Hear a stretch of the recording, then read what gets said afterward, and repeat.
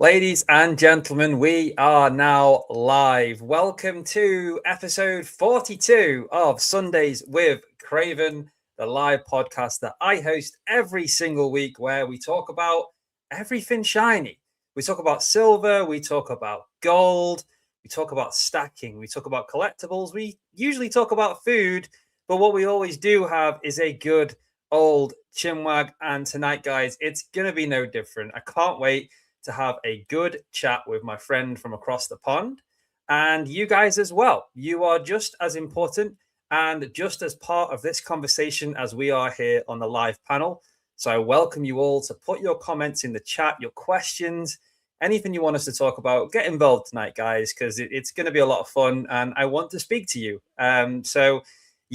So before we do start, I want to say a hello and a very warm welcome, a shout out to all the people that have tuned in to the live from the start. I can see just over 20 of you in right now, so thank you so much for tuning in.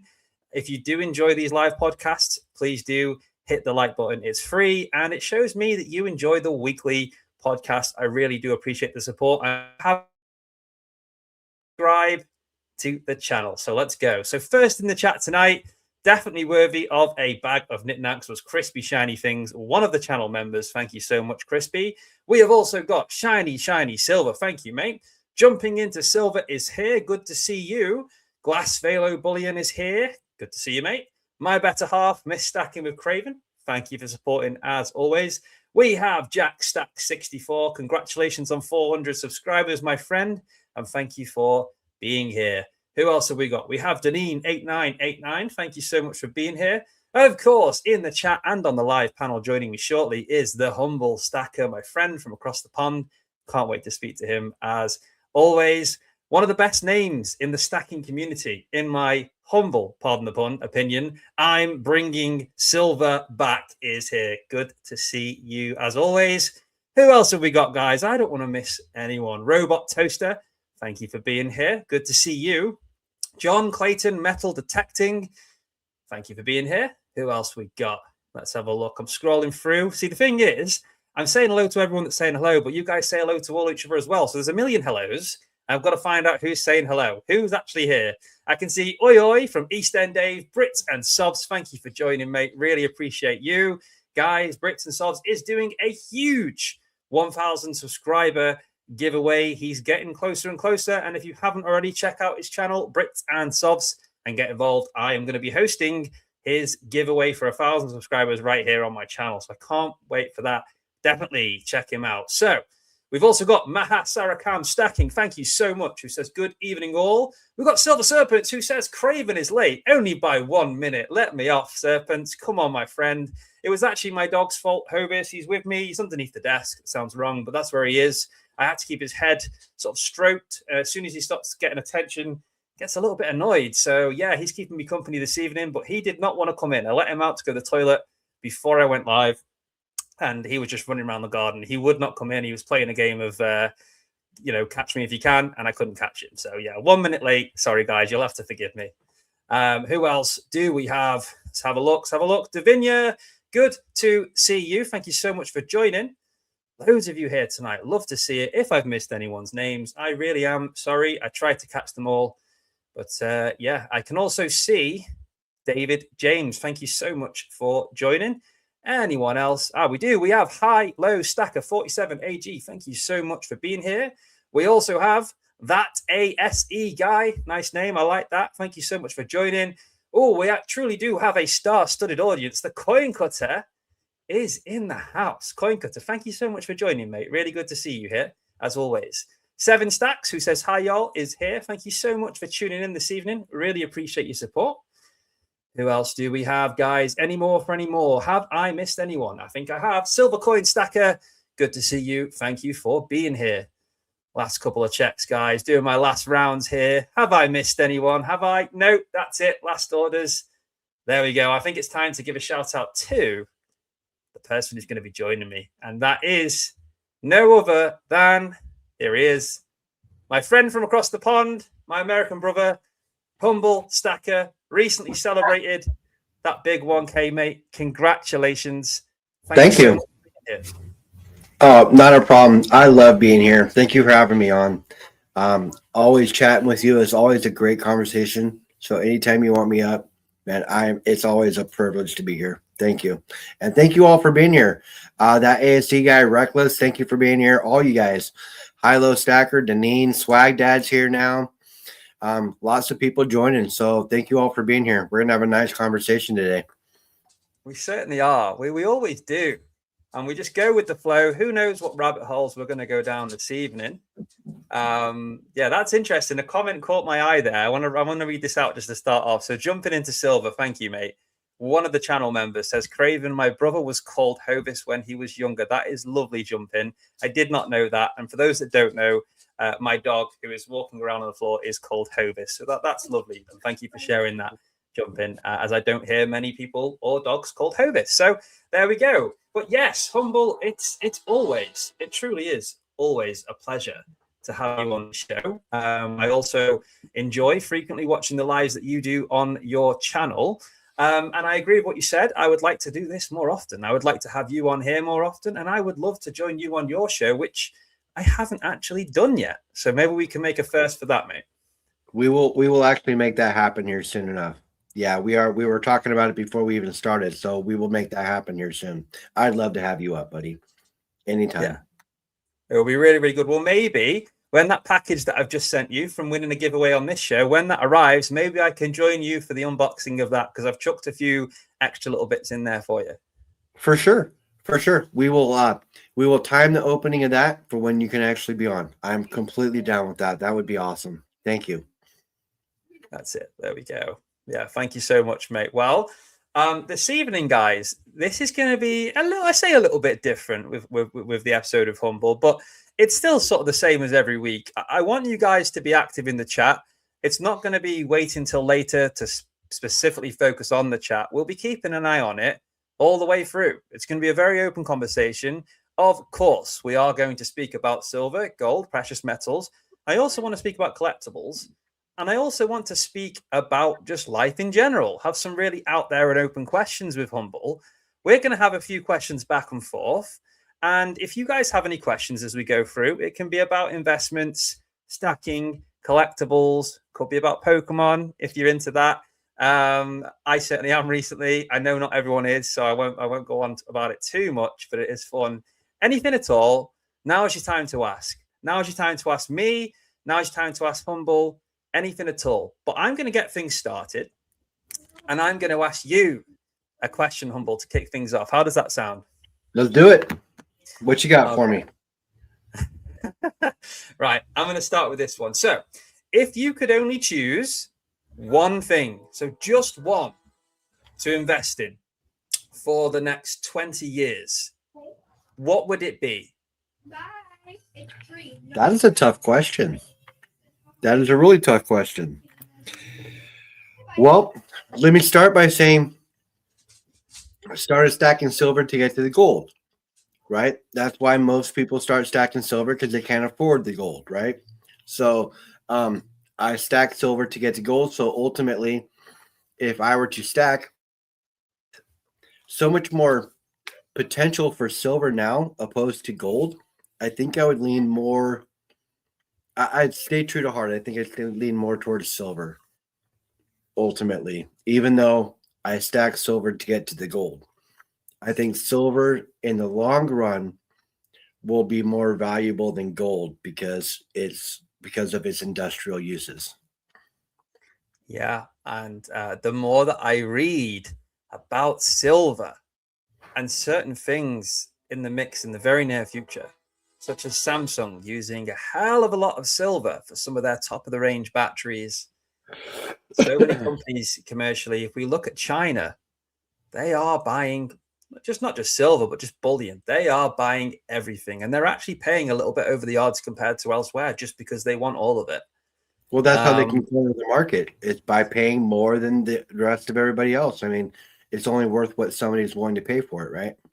It is. And once they've got, and they already do, the majority of they're in control and they're planning ahead. And yeah, I believe more now in silver for the future than I ever have before. and I've been doing this obviously, since the start of April last year.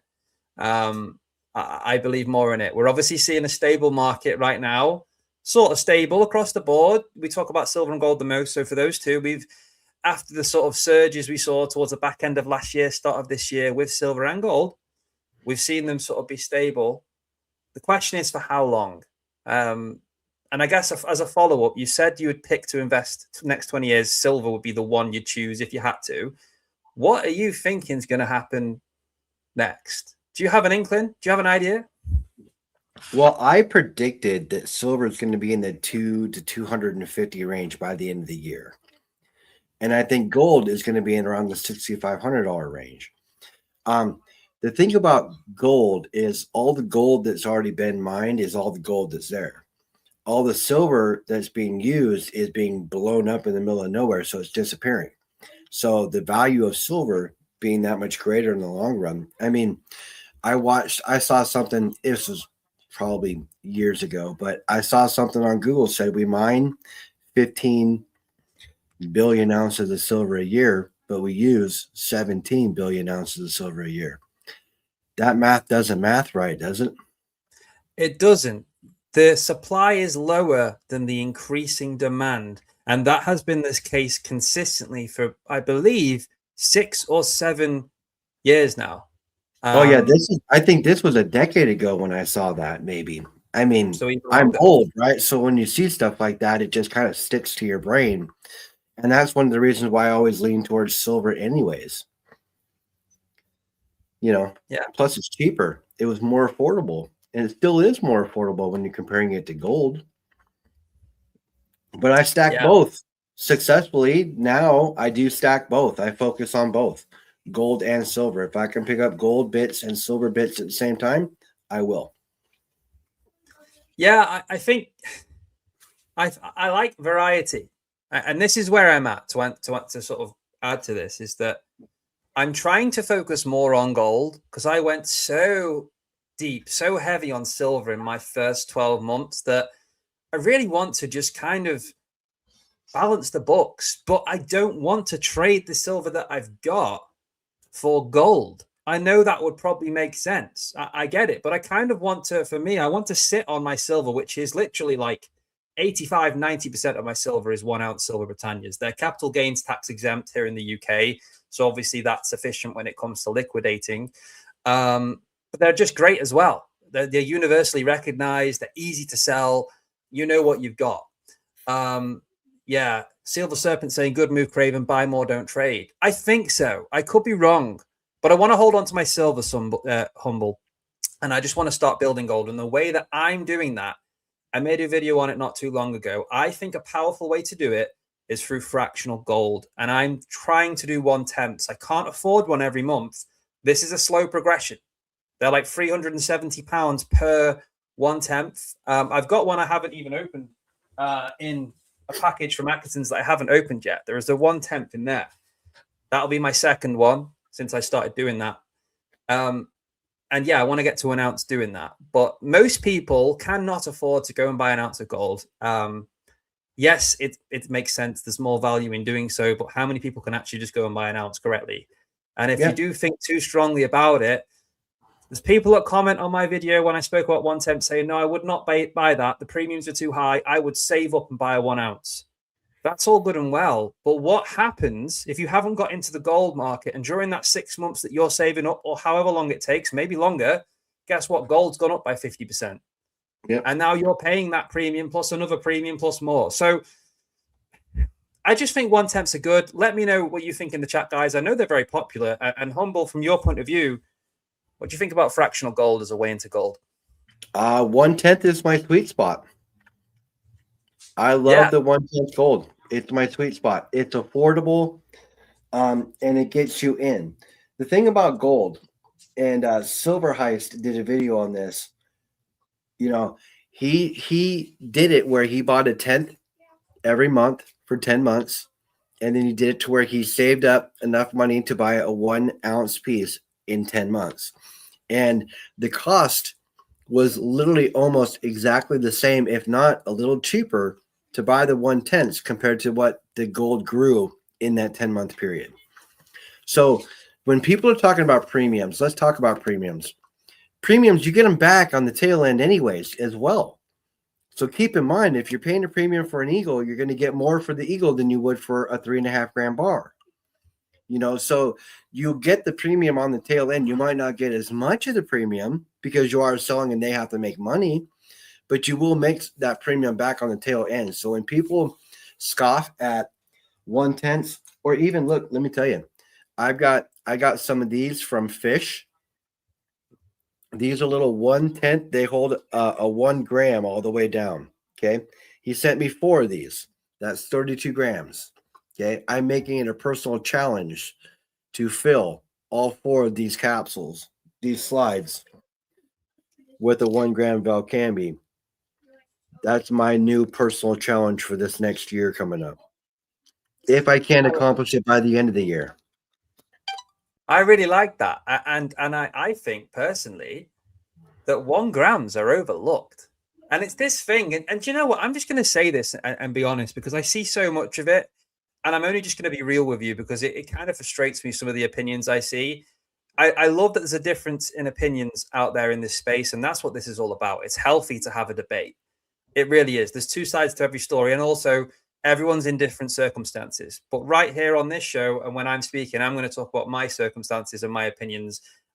Whether people agree or not, it is fine. But this is just where I stand. I really do think 1 grams are overlooked. People jump on the fact there's a premium on them and say it's not worth it.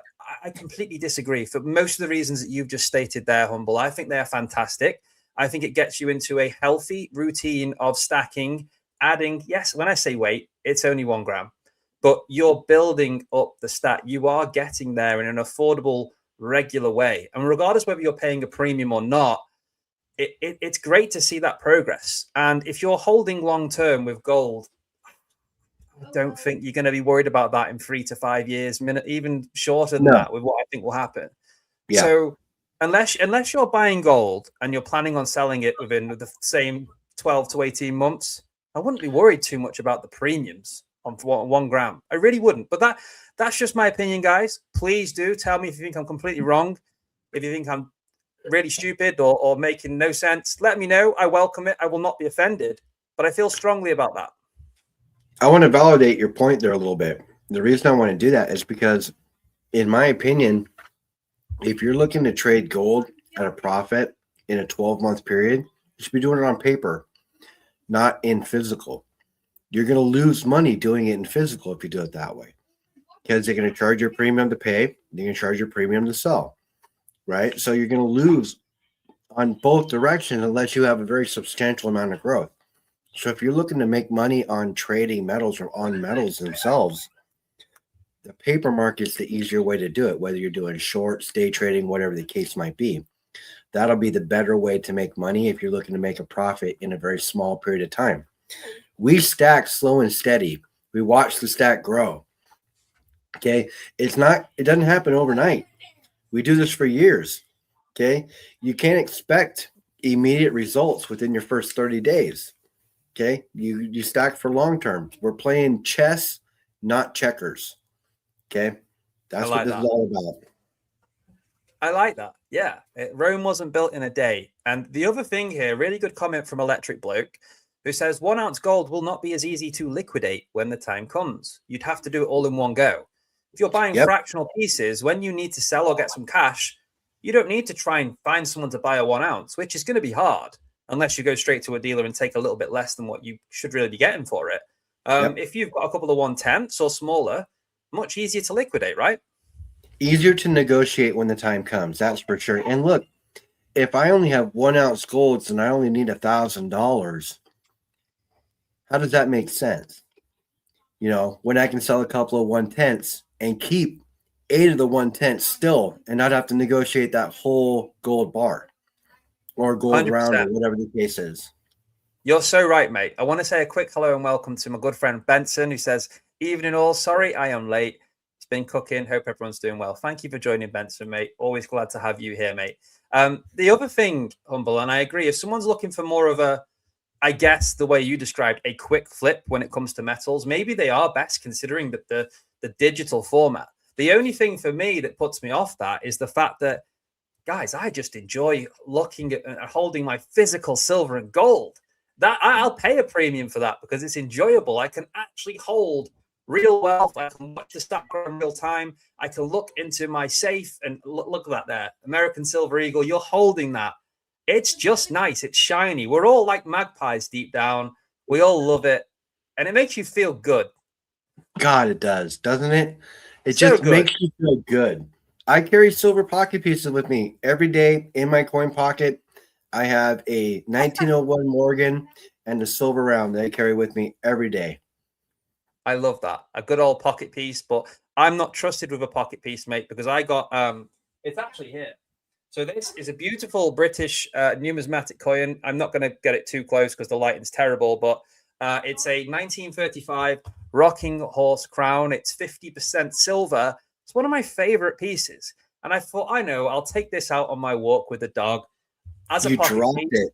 I'll show it for a little short on my video, and I get it out. Good old Butterfingers slips out of my hands, and it just slightly dinted the side. So gutted about that. But a really funny comment I wanted to point out. You know, we've got the situation about whether a 1 ounce gold's harder to liquidate than fractional, stuff like that. Well, Robot Toaster has a suggestion, and he says you can always saw it in half. There we go. All of our problems solved. Buy one Thank ounce you. to please everyone, and just saw it in half. Oh yeah, that's the cure. Let's just cut it in half, melt it ourselves. You know, we can get her done. That's the way to go, Robot. Honestly, you've just changed the whole way I see things. Thank you, brother. Yeah, that's it. I love these comments, guys. So really good to see that the chat is so active. 46 of you here supported. Thank you so much for being here. I really appreciate it. Once again, if you do enjoy this show, show some love, show some support. Let me know you're enjoying it and hit the like button. It's free to do. And if you haven't already, subscribe to my channel. And if you haven't already, make sure you check out Humble Stacker's channel. Links in the description. He does great content and also has a live podcast style show just like this, which I hope to be on for the first time soon. So definitely check out. Now, guys in the chat, if you have questions as we go through, you're welcome to ask them at any time. I can't guarantee we'll answer them all, but I'm keeping an eye on the chat. But as for now, I'm going to switch this back to you, Humble, because I asked you the first question. Have you got a question for me? I'm ready. Okay. Let's go.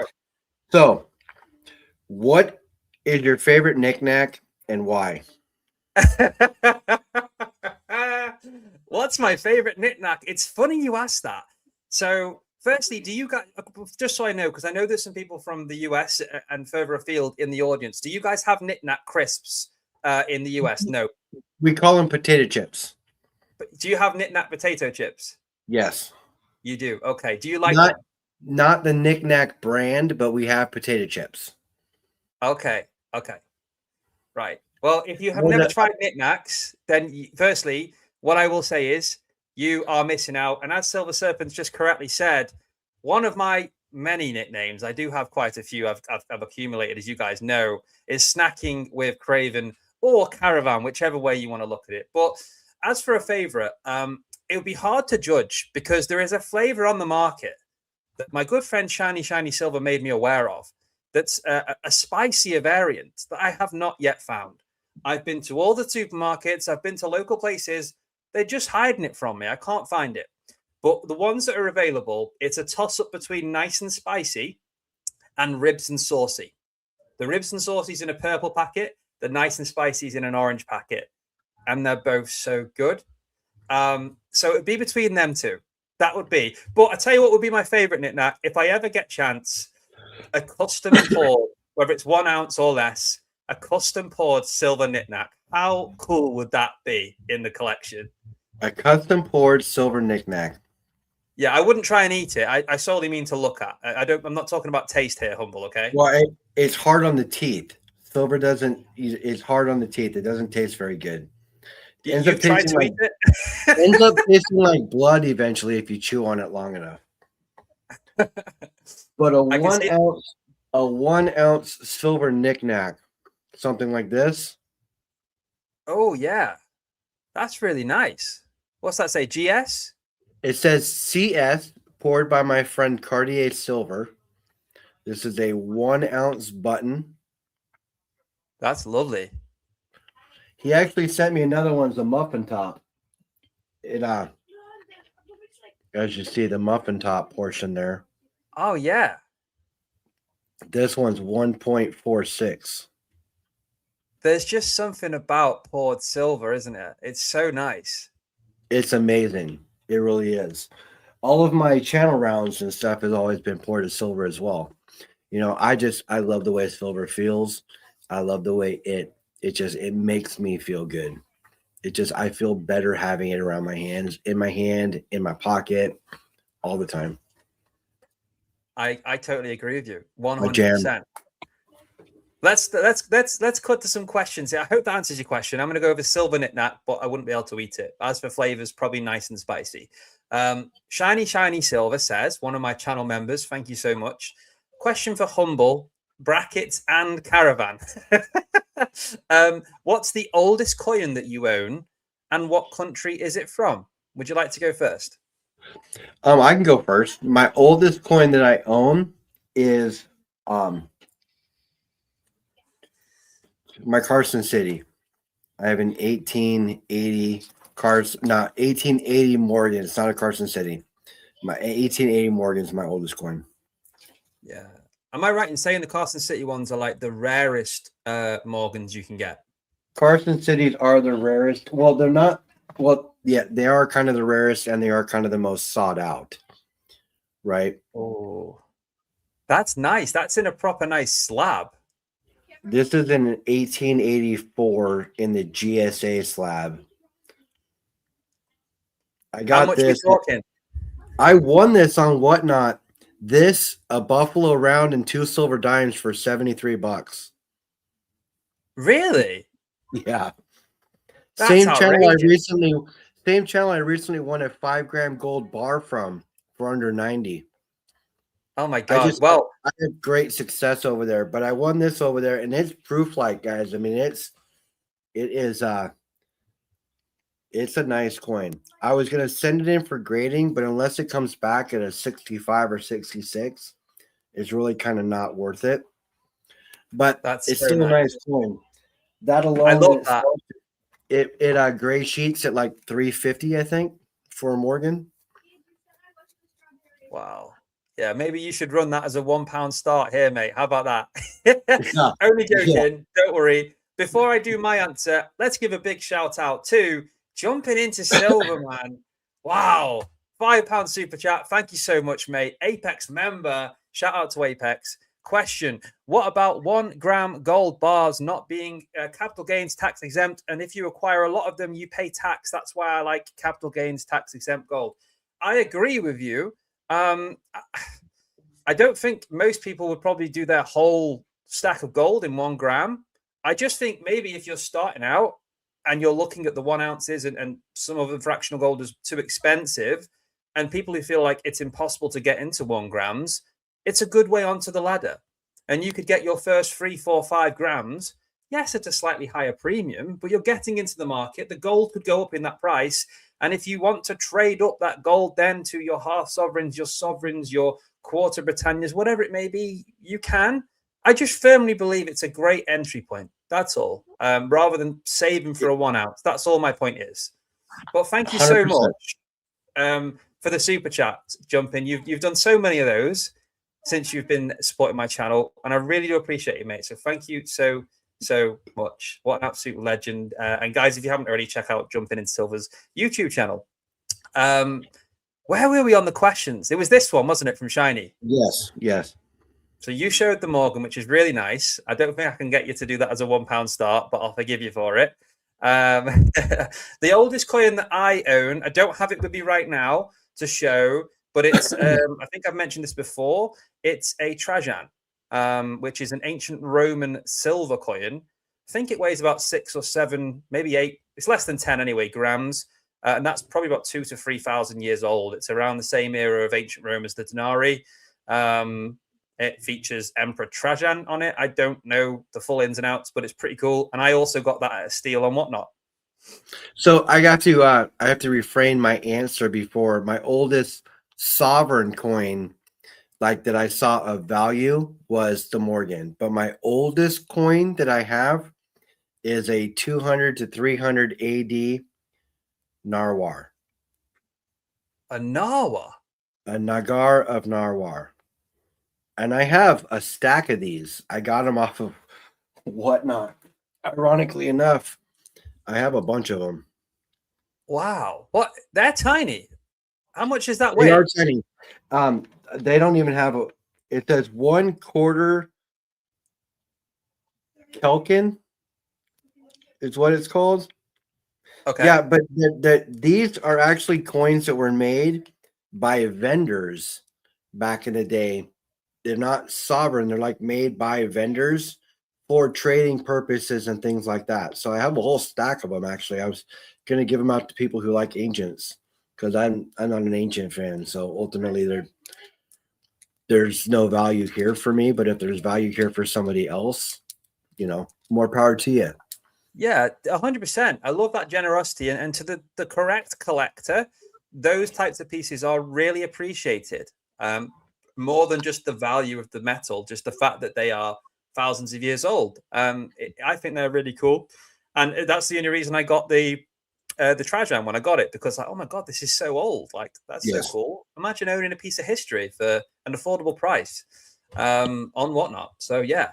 I just want to address this comment, which I found hilarious. I saw it before, so don't be fooled. I thought he was from Australia. That's about me. I've seen this a few times through my channel. I'm not sure where you're from, but maybe it's from a certain country. I sound Australian.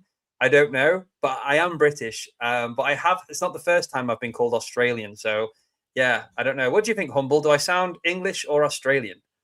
No, you sound like you're from the UK. If somebody can be confused with accents sometimes, I could see that maybe. You kind of have a laxed tongue, but other than that, you're fine. You sound like you're from the UK.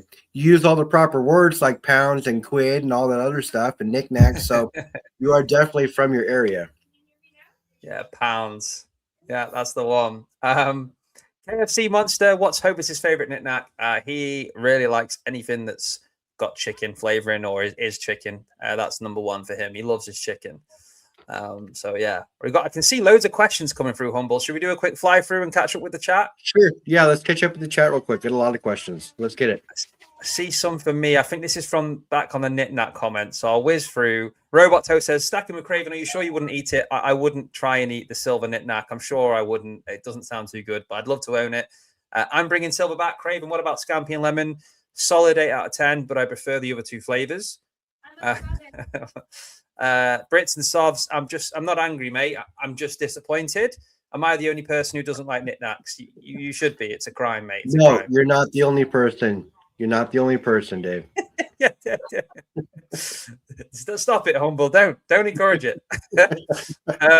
Silver Serpent says Cartier Silver is going to pour some silver duckies. That sounds really cool. Yeah, he is. He's got some silver duckies that were sent to him. They'll probably pour out to about 0.8 to 1 gram, or 1 ounce, right in that area.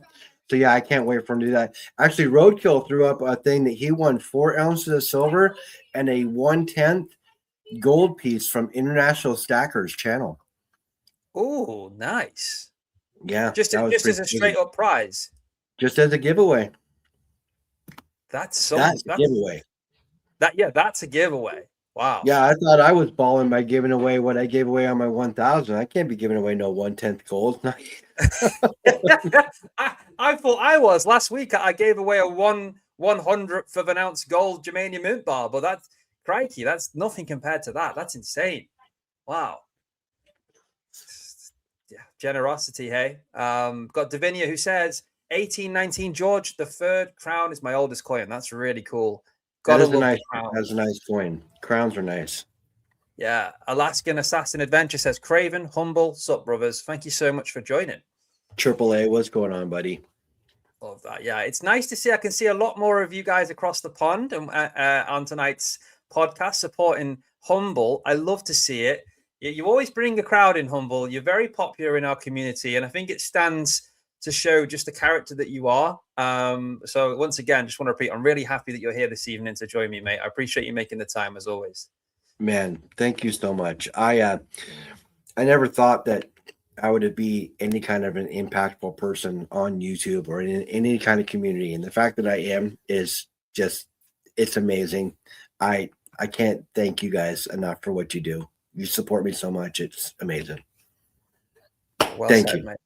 Well said, mate. And credit to you, honestly. Keep doing exactly what you're doing. It's great. Now, there is a question from Robot Toaster. This is better for you to take because obviously it's the American coinage. So the question is, do you have an opinion on the new emerging Liberty Dime and the other semi-quintessential US coins? Yeah, he's talking about the 250-year coins that we're doing, the dimes and the 50-cent pieces and the quarters. Did I get that right, by the way? Is that semi-quintessential or semi-quincentennial? Semi-quincentennial. Robot, you were testing me there, bro. So I have a 50-cent piece. I like it. I like the new design. Shiny. You know, I like the back as well. I have a couple of the new dimes as well. I don't have a quarter yet. I don't think. I thought I was going through some stuff that I had the other day, and I thought I saw one, and I still might. I just haven't located it again. I have coins everywhere. Like you look in my living room, it looks like somebody blew up a coin vault, and it's just scattered everywhere. I got coins everywhere, but I do like them. I like the new designs. We had to get. I mean. The U.S. has the most boring coins, in my opinion, as of any time recently. My favorite sovereign coin is the Britannia. You know, I love that coin. If you guys didn't have the spotting problem, I'd have a whole lot more of them in my stack. That's very fair. Over the Eagle, then, by the way. You prefer the Britannia to the Eagle? I do, because it is an amazing and beautiful looking coin. Like you mentioned it on a few lives ago, that if the Royal Mint, if the UK Mint can do what the Royal Canadian Mint did and infuse that, process to save your guys' silver, I'd have way more Britannias than I do ASCs, essentially. I love the Britannia.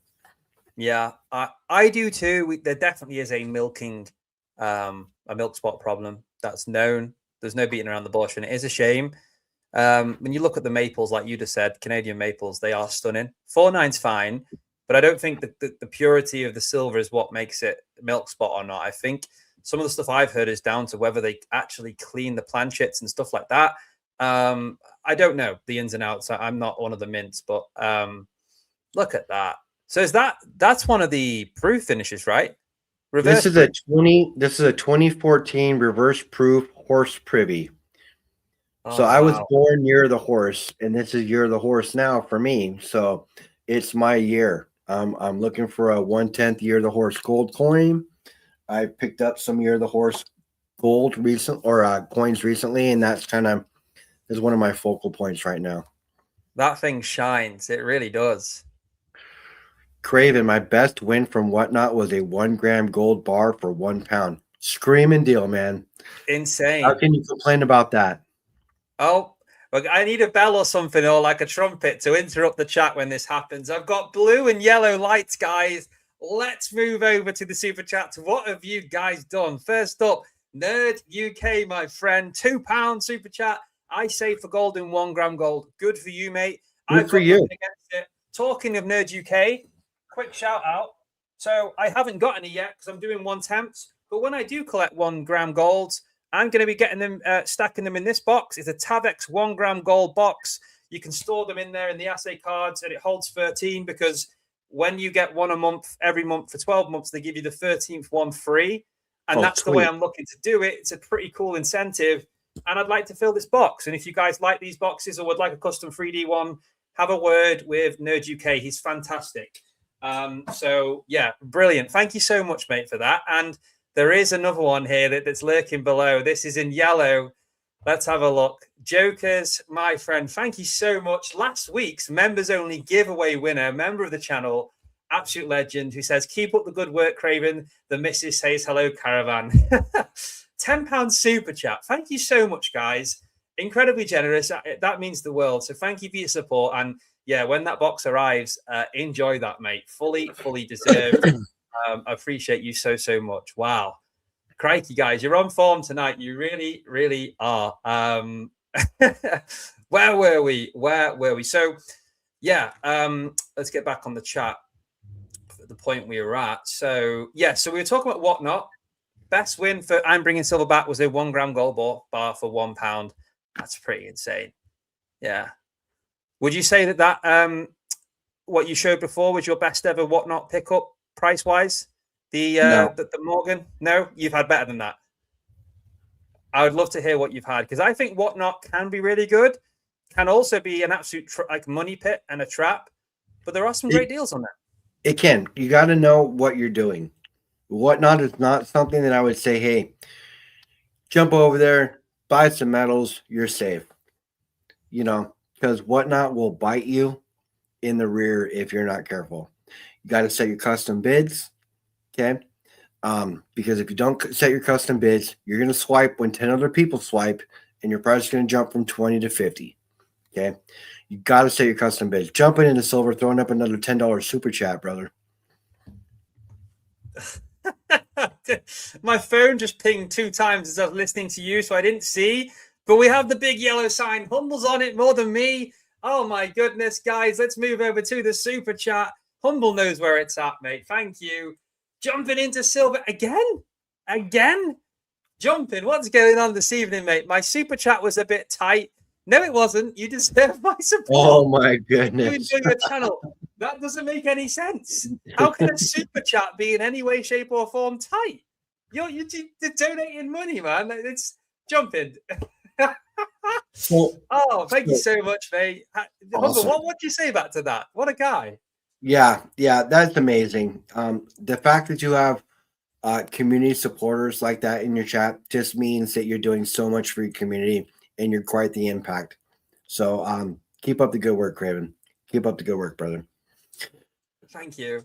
Yeah, I don't know what to say. I just be me. People will either love me or people will either hate me. I don't take myself too seriously, but I enjoy doing this every Sunday, and I try to get videos out as regular as I can.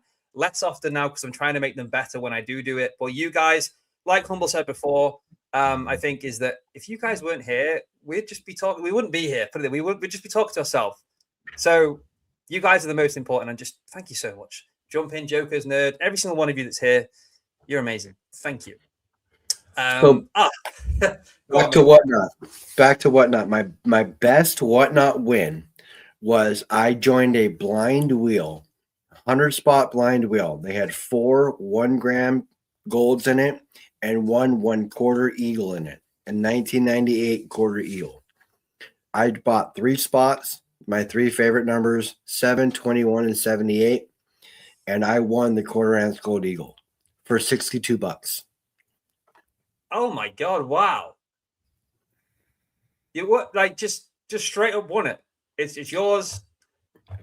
And yep. that's worth a lot more than that. I'm not sure how I'd react. I've never had anything near that. My best win was a Pokemon related win. But really quickly, Humble, what's going on? Shiny Silver gifted 1 membership. I can't see who's got it. So congratulations. Someone else has just joined Craven's Crackers Club. Shiny. Thank you so much, mate. Maha got the membership. Maha got the membership? Yep. Congratulations, Maha. Welcome to Craven's Crackers Club. I am losing track, losing composure. Don't know where I am in the conversation. 50 people tuned in live right now. Humble, we will get to the end of your point about Whatnot. I promise. We will. The people will let us finish this point. Carry on, my friend. Thank you, Shiny. So, yeah, I mean, Whatnot, you can get wins. I bought 12 Silver Eagles, 2026 Eagles for $76 and $77 a piece. You can't get those anywhere for that price. No. So if you hop in at the right time, hop in at the right hours, you'll find people running things and you'll get the deals. But don't buy from the first room. Go through, check it out, see what people's prices are, see how much activity they got in their rooms. The best room to go into is one that has mild activity. The reason for that is he wants to sell stuff. He wants to sell stuff, and you're going to get it at the best price because they'll either bid or they won't.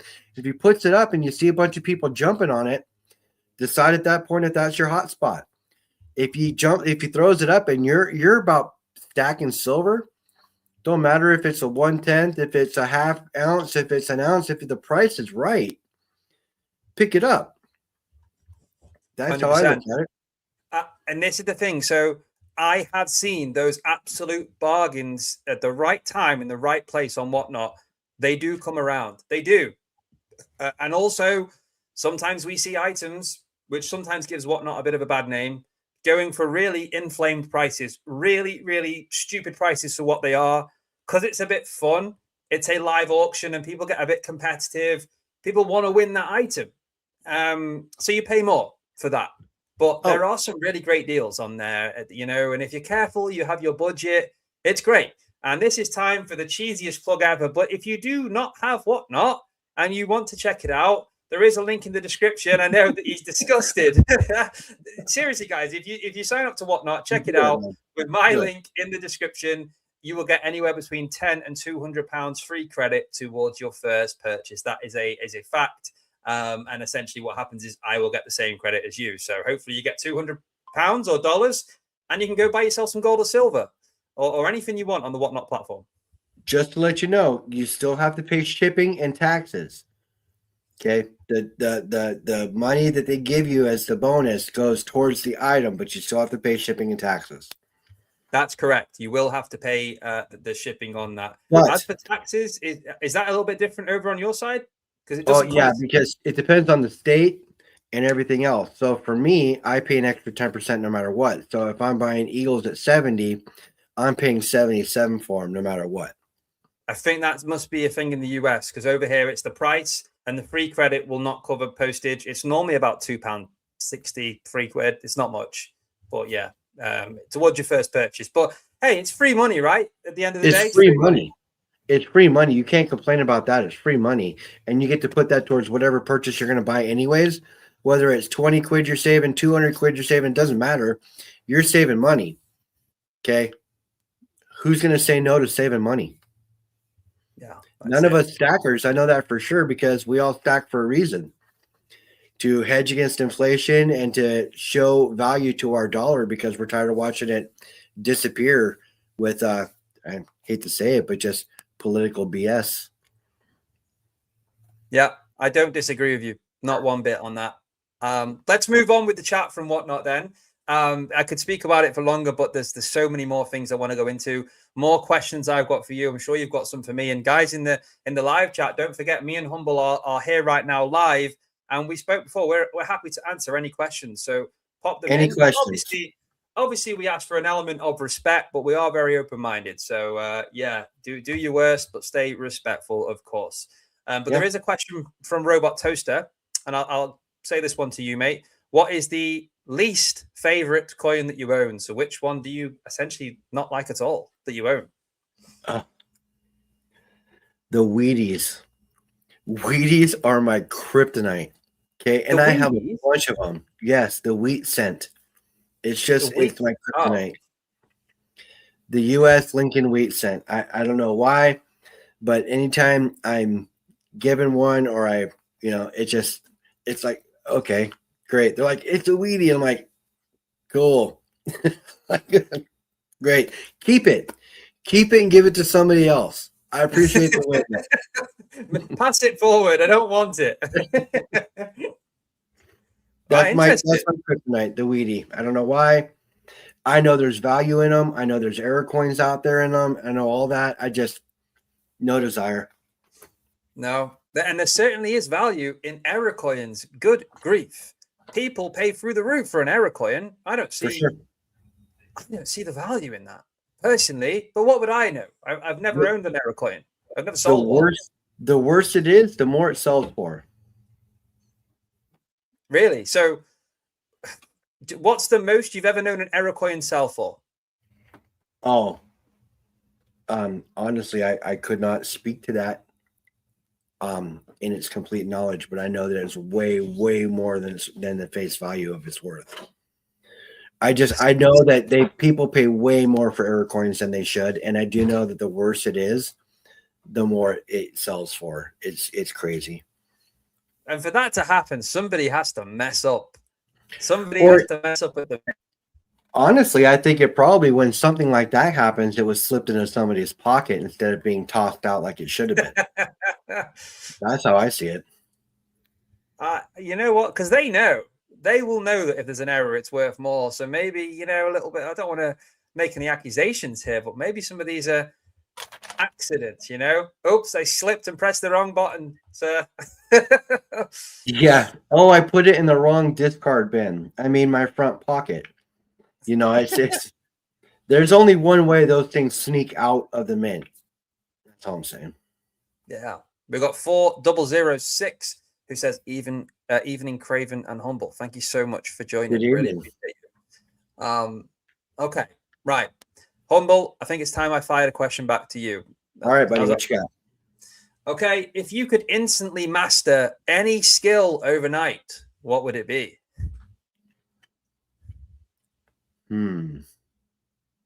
That's one of my out there life random questions for you. If you could master any skill overnight, just by tomorrow, you're a master in something, what would it be and why? And whilst he's thinking, guys, any of you in the chat that think you have a good answer for that, feel free to get involved and put your comments in. I will put them up on screen. I love reading them. If you could master any skill overnight, what would it be and why? Any skill overnight? I'm gonna have to noodle on that for a second. That's a hard question.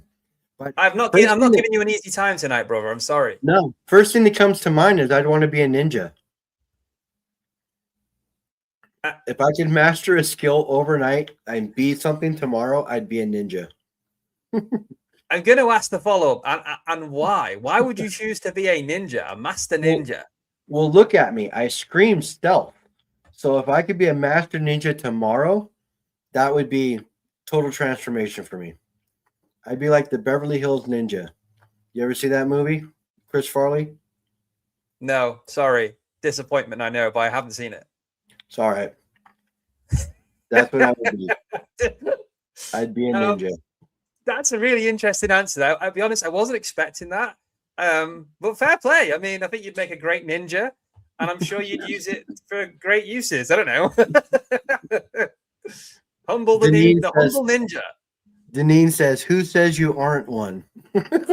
That's it. Who says you aren't one? Let's read what some of the people in the chat would do if they could learn or master any skill overnight. Kalilo says, the ability to read faster and retain the information. I would love that.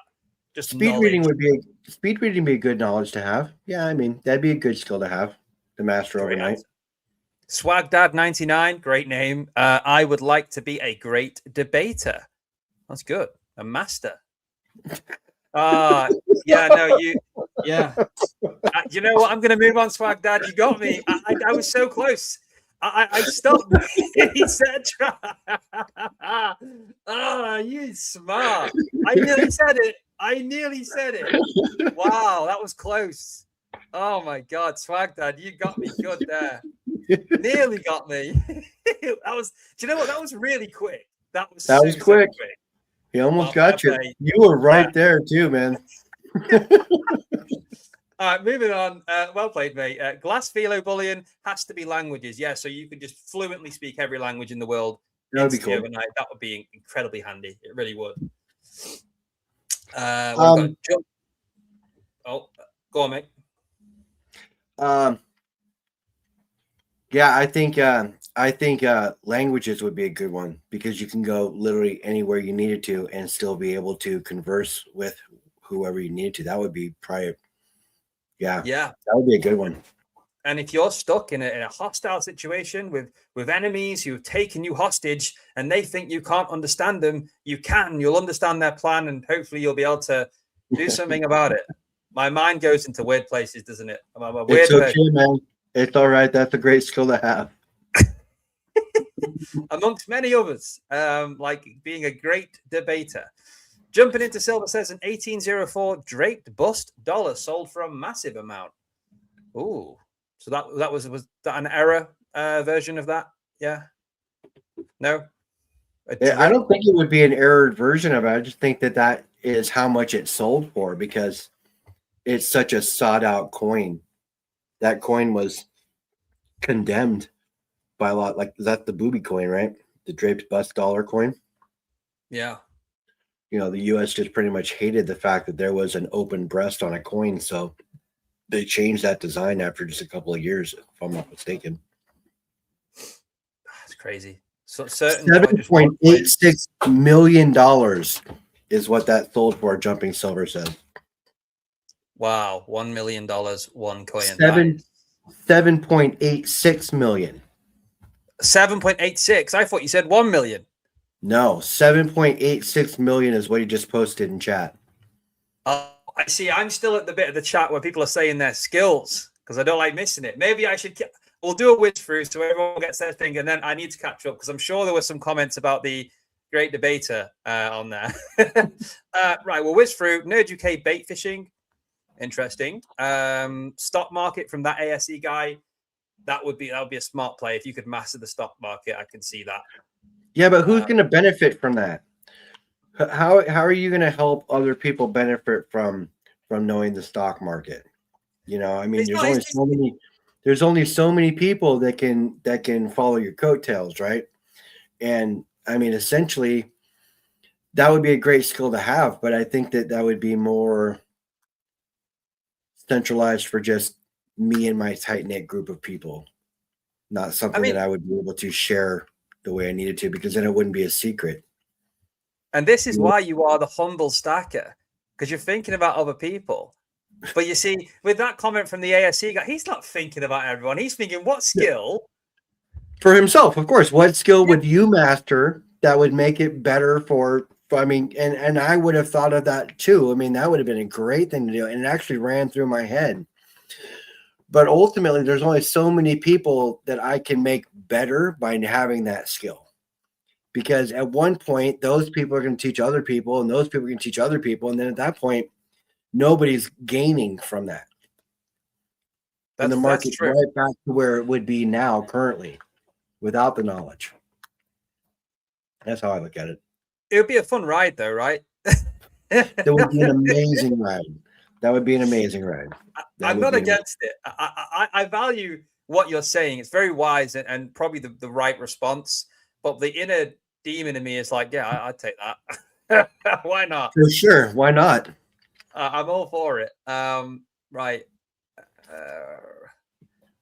Refining 925 into 999. That's interesting.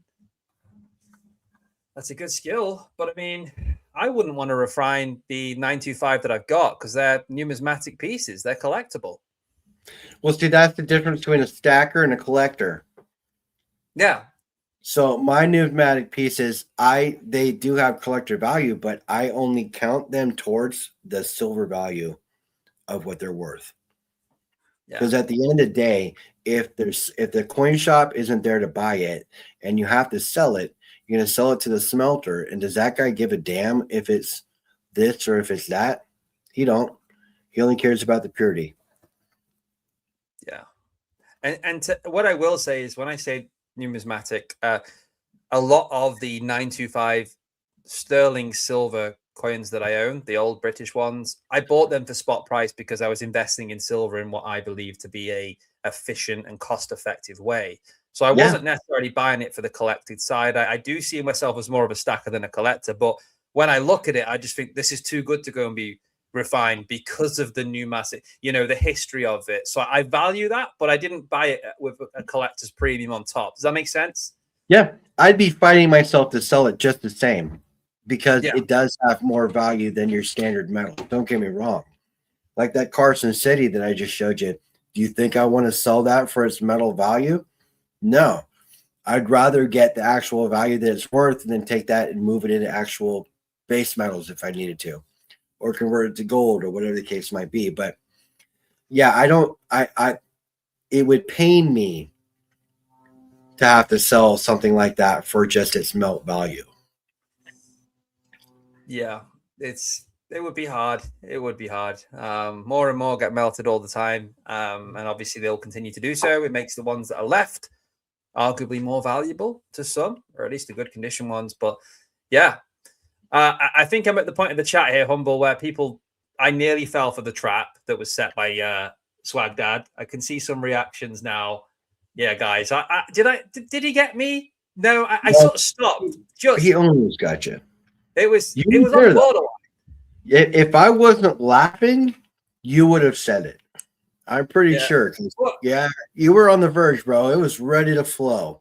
There was something fishy going on. I was a bit suspicious. You started smirking. When I read it, and I was going to say, "Oh, so you would be a master," and then I was like, "No, I'm not doing it." Ooh, it's a close one. It was.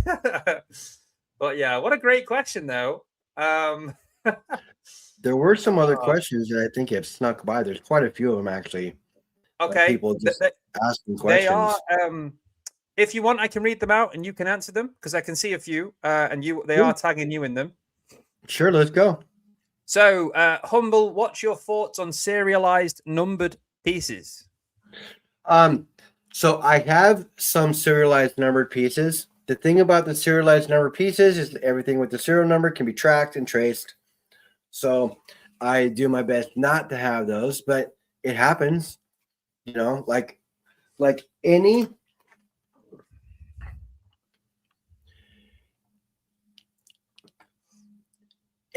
gold bar that you have like this has got a blue serial number on the back of it. It's tracked.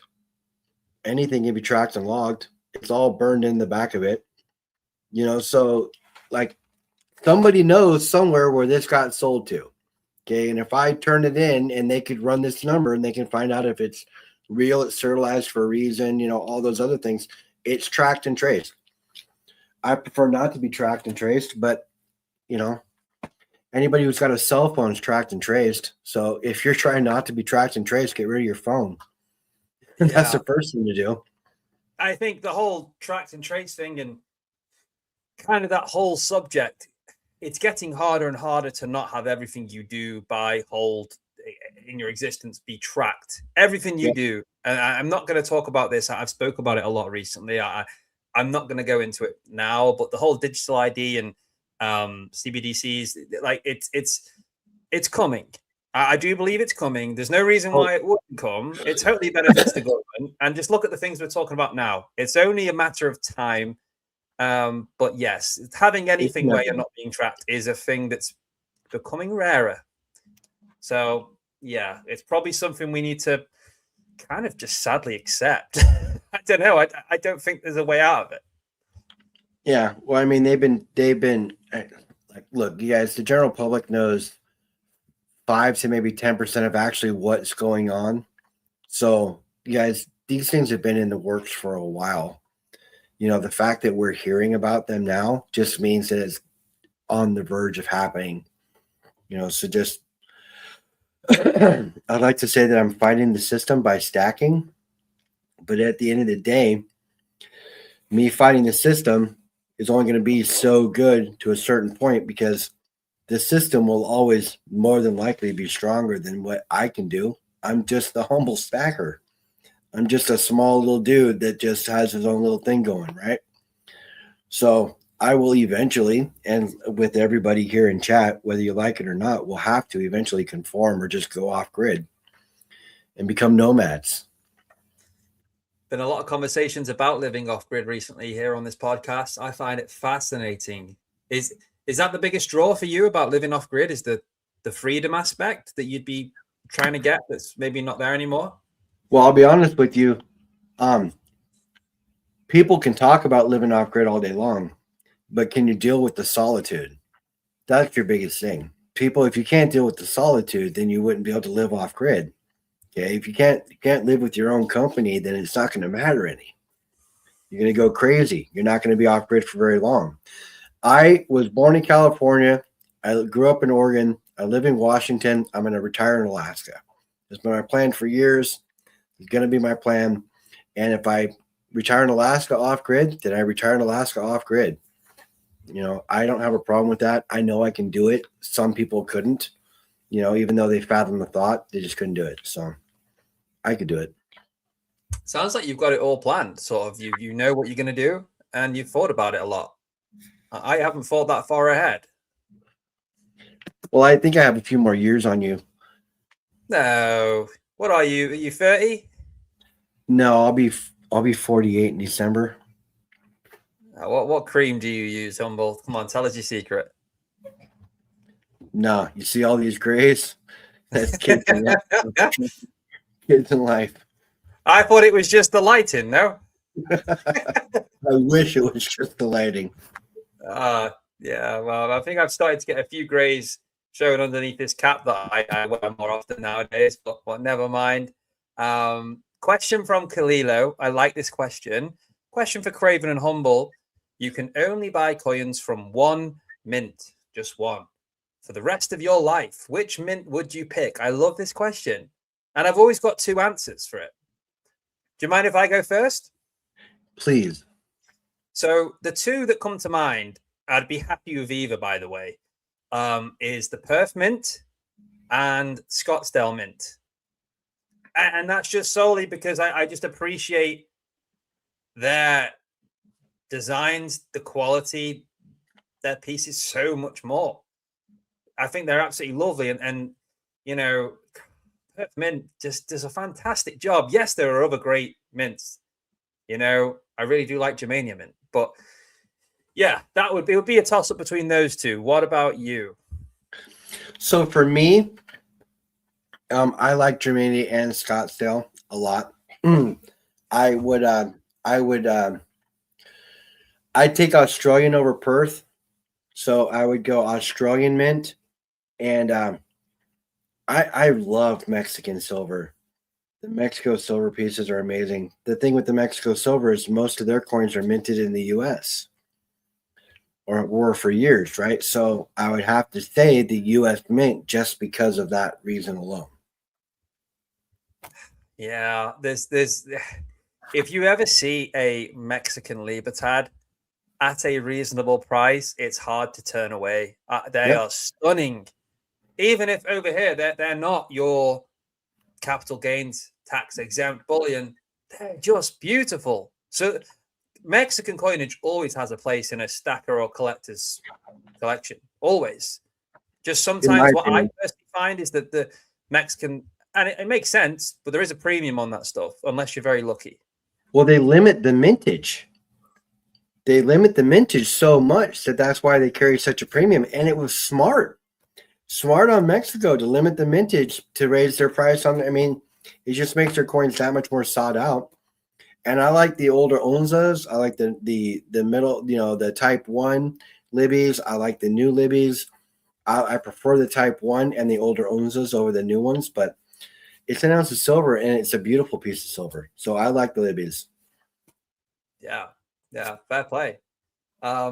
Some really cool comments coming through, some questions here. I'm going to read out some, and you can maybe give some opinions on some of the comments and some answers to some of the great questions. The first one that caught my eye here, where I'm currently at, from the Coin Cutter, thank you, who has actually just been to the US, Humble. He went for 3 weeks, and he noticed just how much more in the US that they are using cash than what we do here in the UK. We seem to be trying to get rid of it a lot faster. What are your thoughts on that?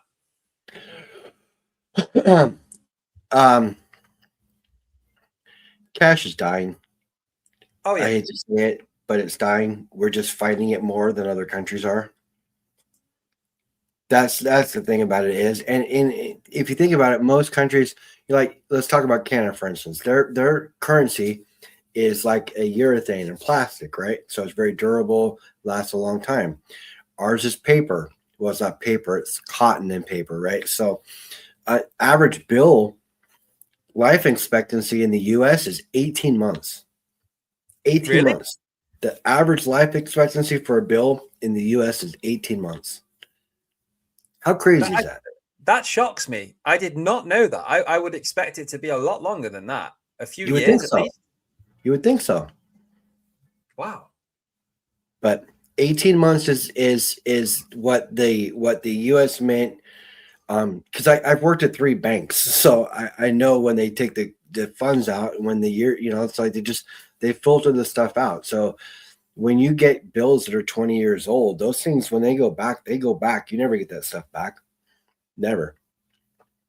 You know, they filter all that stuff out. They want it to last. They want it to be clean and crisp as much as possible for its life expectancy. Yeah. Yeah. I mean, I really hope we get cash for as long as possible. But just as a side question on this, I mentioned the incoming arrival of CBDCs globally, which I believe won't be too far away. I argued that could happen within the next 5-6 years, if not sooner. But some people believe a lot longer than that. What would your prediction be? I think it's going to be sooner, honestly. I think it's going to be sooner. I think these things have been in the works for a while now. And the fact that we're hearing about it now is just softening the blow for when it's going to actually happen. So I think it's going to be sooner than later, sadly enough. Yeah, I agree. I was just curious to ask, but yeah, that's where I'm sat on it. Some people think a lot longer. I totally disagree, but it's an interesting debate that we love to have. Next question. Davinia Robin says, do you stack any platinum? I got some platinum. Picked up 1/10 over on Whatnot when I was there last. When I picked up a bunch of stuff, I got it for $360, opposed to $390. Any bullion dealer that I could have got it from, it was sitting right here. I don't know where it is right now, but yeah, I got a 2026 1/10 platinum kookaburra that I got from Whatnot for $260. So Nice. saving money. Got it the right deal. Got it at the same time I got the Eagles from the same guy. Well done. I don't own any platinum at all. Am I missing out? Should I be thinking about platinum? I've obviously thought about it, but I've never acted on it. What's the deal with platinum? I've always wanted to have a little bit of a platinum representation in the stack. I'm sure I will focus a little more on platinum down the road. But I mean, if you look at a 1 ounce platinum coin, the dollar amount was 100 on it. So at one time, platinum was double the value of gold. You know, so you know it's a sleeper metal right now. It booms when the car industry goes up because platinum is used in a lot of catalytic converters and things like that. The thing with platinum is platinum and palladium have both very similar properties, and so they can switch back and forth and have the same kind of use between the two, right? So it would be my luck that I would go all in on platinum and then palladium would boom, or I'd go in all on palladium and then platinum would boom. So I stick to metals that I know more when it comes to my heavy stack. Yeah, and that probably would happen if I did it. If I went for palladium, platinum would fly through the roof, all-time highs. What's crazy about platinum is it's actually a rarer. There's less of it in the world than gold. Yes. That's the fact that I'm aware of. Yep. But obviously, we look to gold to store our wealth as wealth preservation. We don't look to platinum for that, at least not at the moment. We don't. People are interested in it. It does get spoken about. Some people do stack it, some people don't. But I guess that could change. It could all change. It is a precious metal. Well, that's the thing about being a stacker is your focus will change, right? I mean, like I've seen silver stacking channels on YouTube talk about stacking copper. I don't stack copper. The premiums are out the roof. You want to talk about premiums? Talk about premiums on a copper piece, right? When it's selling for $7 a pound, you're paying $4 a 1 ounce round. Like, who in the right mind is going to say that makes sense? Copper's not a stacking material. It's a pretty material. It's pretty to look at. It's awesome to have, but it's not something that you would stack for the future unless you're stacking 70 years down the road, and who knows what copper will do then. But copper's been booming, you know, with all the AI stuff. They need wires. You know, all the electric cars, they need wires too, and it's all ran through copper.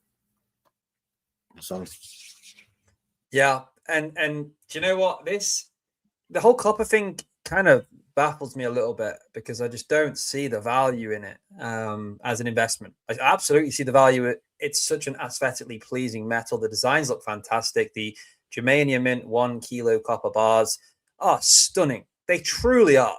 And people buying 1 kilo copper pieces, amazing. But in terms of an investment, I don't yet see the value in that. But who knows? Crazier things have happened. Now, an interesting comment here from Davinia Robbins is something I've spoken about a lot.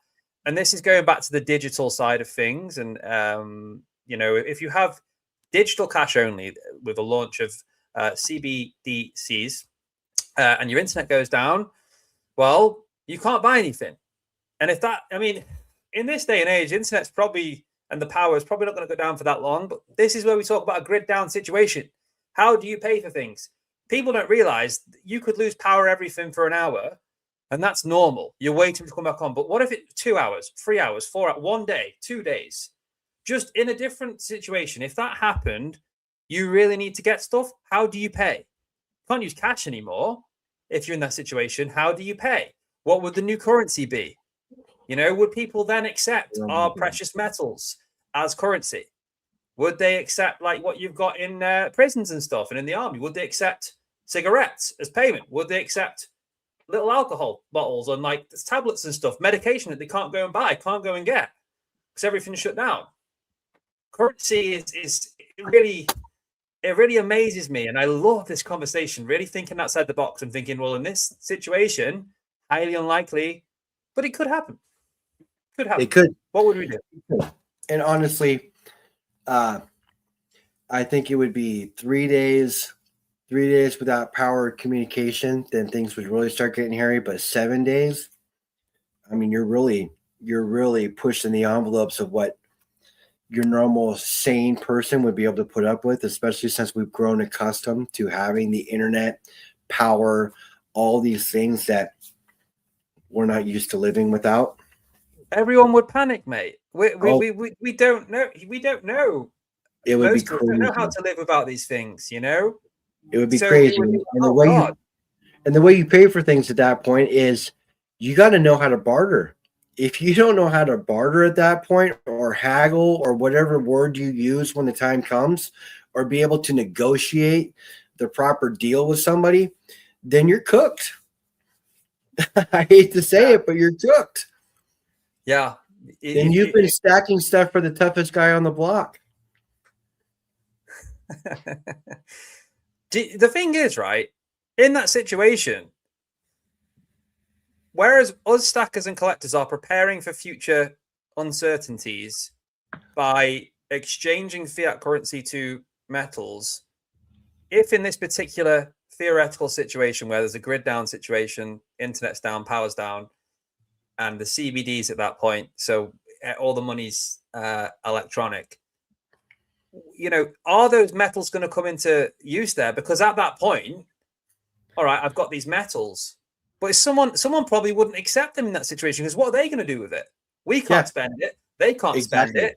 You can't get digital cash because the internet's down. So they're then basically of no value to anyone at that point. They're shiny. The metals at that point are for a rebuilding situation. Yeah. Rebuilding the community and doing all those things and rebuilding your civilization per se. But listen, I don't just stack silver and gold.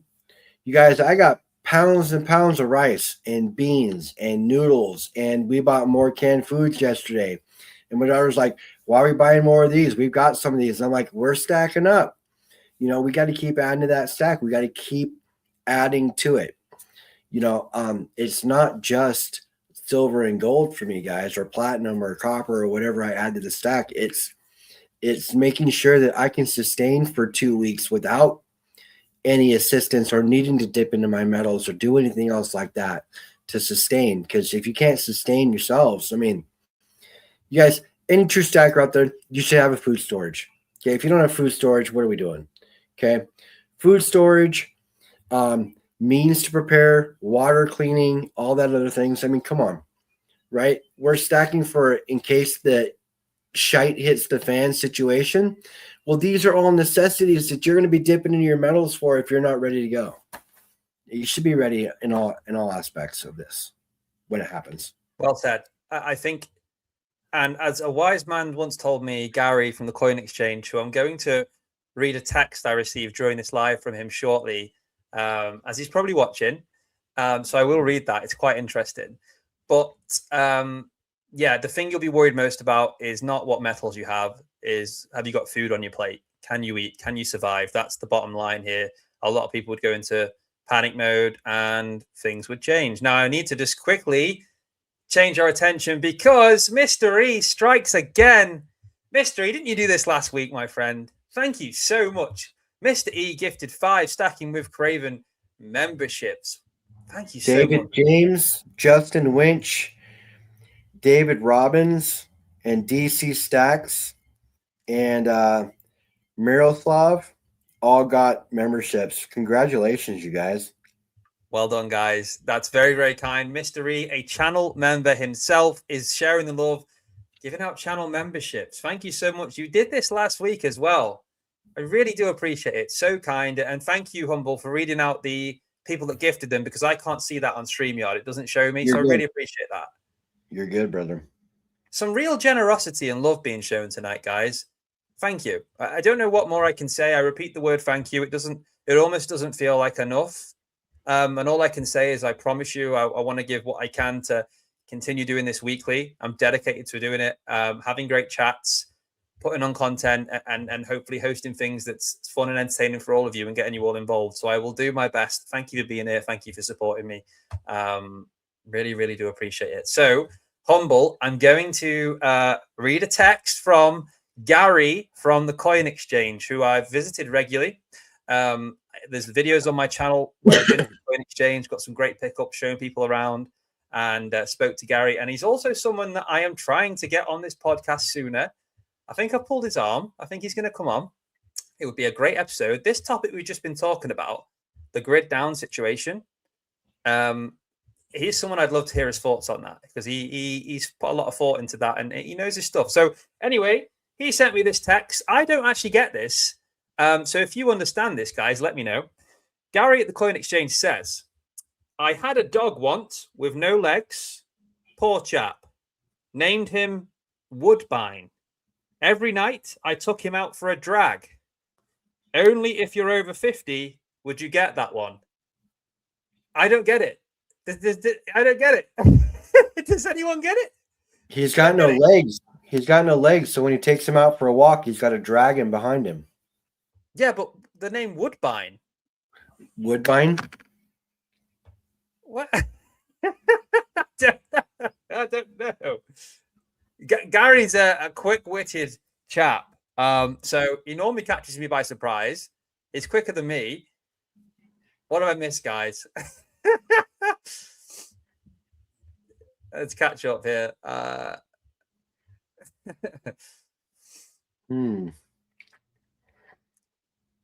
While we're waiting for that, some responses on that, I'm going to read this comment from David James, who says, Stacking with Craven, go and make friends with your local farmers, strike up agreements to pay for meat and milk in gold and silver. I've done this already. You know, that isn't, that's reasonable to suggest, should these things happen, because we need to eat. We need, we need that. But so can I see that happening? No. You should, listen, okay. There was a time when I was growing up to where your dad always said, carry a condom in your wallet just in case you need it. Okay. Did I say, no, I'll never need it? No, I put one in my wallet. Okay. So better to have it and not need it than need it and not have it, Craven. No, I completely agree. I'm not saying I wouldn't. I think these are all great things that I don't think about. I get so much from being in these conversations, and everyone, special guests like yourself, sharing your thoughts and knowledge, and guys in the chat saying stuff that I wouldn't normally think about. It really does help and changes the way you see things, especially when we're talking about what could happen in the future. We don't know. How can we prepare? We're trying to do that financially with our stacking and different things, but there's a bigger context to go into, and I love this conversation. I know Justin Winch in your chat. He does. He talks about heirloom seeds and things like that a lot when it comes to making sure that you can grow your own plants and self-sustain. So there are definitely things that you can do as a stacker that would be very nominal in cost to essentially prepare yourself for a situation if it were to happen. For starts, grow a plant. I don't care what kind of plant it is. Just keep it alive. Okay? If you can grow a plant and keep it alive, then you can grow food if you need to. I mean, there's just things that you should know how to do. If you could choose any plant to grow, Humble, which plant you growing? Cannabis. Yeah, I mean, okay. Yeah. If there's a grid down situation, you're going to get bored pretty quick without the internet. No, no. Great answer, by the way. No, but so like look, that's one of the easiest ones to grow because it's a weed. Essentially, you just throw the plant, you throw a seed out there and just water it, watch it grow, right? But any plants, I mean, certain plants take more care. You know, like tomatoes take more care. You need wind flow and all those other things. So there's just a lot of things. You just got to know your plant and know what's easiest to grow. Beans are easy to grow. You know, root vegetables are easy to grow. You just got to keep watering them. You know, so essentially, there's just many plants out there that are easy to grow, but cannabis is pretty easy to grow too. Yeah, it's I've surprised you twice now, I think, with the ninja answer and the cannabis. You never fail to surprise me, mate. And at the same time, I'm learning. Look at me like a sponge, guys. I'm being educated by everyone. I'm here, the host, and it's just me saying, guys, teach me what this is. What does woodbine mean? And I see the answers coming through now, Humble, from Gary's text. So got people saying it's a cigarette. Woodbine drag. Woodbine is a brand of cigarettes. Smoke. Ian says, Gary, I get it. Yeah. Okay. And then Davinia says, I think you've got to be older than 50. You might need to. Somebody who remembers smoking Chesterfields or straight back Camels, something like that. What's this that's been sent to me? What is that? That says create. Oh no, it's too bright, isn't it? It's not going to work. Too bright. Too bright. Sorry, guys. It's Craven's. If you turn the brightness down on your phone, you might actually see a decent picture of it. Yeah. Turn it down to about 25%. Okay, I got you. One sec. By the way, Gary, who is watching, says, Humble Stacker, you are on the money, mate, with what you're saying tonight. Oh, it's twisting. How about that? Well, there it is. You got a little bit of it. That's a nice little picture of you, Craven. It says Craven's. It does. It does. Got a guy with an old pilot hat on. And Gary's asking, is that me? Yes, it is. Amazing. Love that. Yeah. What an interesting conversation. This is coming up so often. This sort of thinking about the future and these situations, by the way, it's not something to be excited about. It will be absolutely horrendous, but it's something to think about, prepare best we can for the unknown. And I love going. We come onto this every week. I love hearing about it. Well, here's the thing, Craven, is these things are going through people's heads already. We're just giving them a forum to talk about it. You know, and so the fact that you have a stage to bring it up and to bounce ideas off of other people is one of the greatest. And cannabis is a great barter tool. Trust me.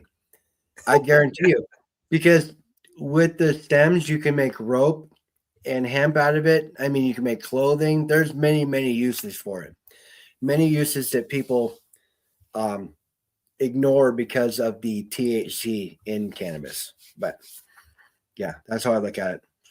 Yeah, and as a great general summary, I think David James has put this in a short and perfect way by simply saying, prepare for the worst, guys, hope for the best. For sure. That's a great way of putting it. Well said. In every situation, always hope for the best, but expect the worst just in case. That way you're not surprised. Love it. So, Humble, I'm going to spice this up. I'm going to throw another question. It might be your turn, actually, to ask me a question. It is, isn't it? It is my turn. I like this. We're going back and forth with questions. Then we're going to look at the chat. It's just nice. There's no structure here. We'll just go with the flow. Throw a question at me. Give me your worst. Let me ask you. After last week's podcast, did you jump into Pokemon cards? Not after. I started the week leading up to that, so it was very fresh. And yeah, well, actually, no.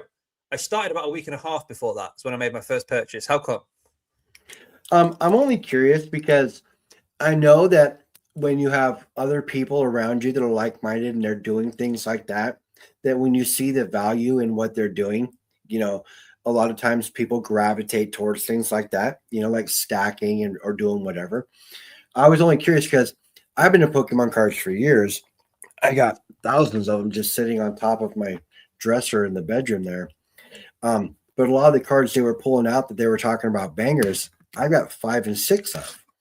So I'm just trying to figure out like the big banger cards, just to let you know, don't happen as often as you would hope. I know, and I know that it at the end of the day, the odds of pulling these chase cards, these hits, are against you. I've already quickly learned if you want them overall, based on those odds, you are better off going online, looking for them and getting the best value you can for that card rather than trying to buy 500 packs to get it. These now, is it exciting pulling that out of a pack? Extremely, but you're right on spot there, bro. Yeah, and you know, it is fun. But yeah, it can be very, very expensive. And the thing to note here is we clearly are in a bit of a phase at the moment with Pokemon. For those interested, that I've quickly learned, you can't necessarily go and pick up Pokemon easily at the retail price. People, scalpers, people who buy all the stock at retail, resell it online for 3-4 times the price, and people are happy to pay that. I'm not looking to do that. I'm buying fairly regularly. They limit the amount of packs you can buy at most places, and I'm just enjoying doing the binders. Now, I have been lucky, though, Humble, through what I've spent so far. I'm actually a little bit up in terms of the market value of the cards that I've got. And I am considering the main cards I've got. And as I go through, I am considering sending them off to PSA to get them graded as they're in good condition. And that could be a great move. But look, at the end of the day, my investment focus is still, well, put it this way, precious metals is where I want to store my value as opposed to Pokemon. But overall, I'm just really, really enjoying it. And it's also great that a lot of my friends do it. Yes, It's a hype at the moment. It's not, you know, people can notice I'm getting into it, but guys, it's not for the purpose of an investment. It just happens that through a hobby, you can get lucky and you can get some nice money, but that's not the reason for doing it. That would be where I'm at now. Gotcha. So you're just having fun as a hobby, but you're not looking to actually make money on Pokemon cards. I'm not doing it to make money. No, I find it really fun. You know, before this started, for a while, I was watching people open packs and enjoyed the content. And I thought, I want to do this.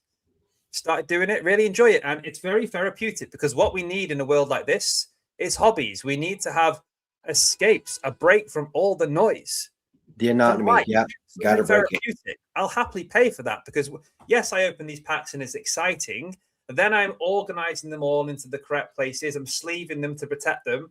And I'm putting them in a binder in the correct order to fill that binder. And there's that completionist aspect, which is very rewarding.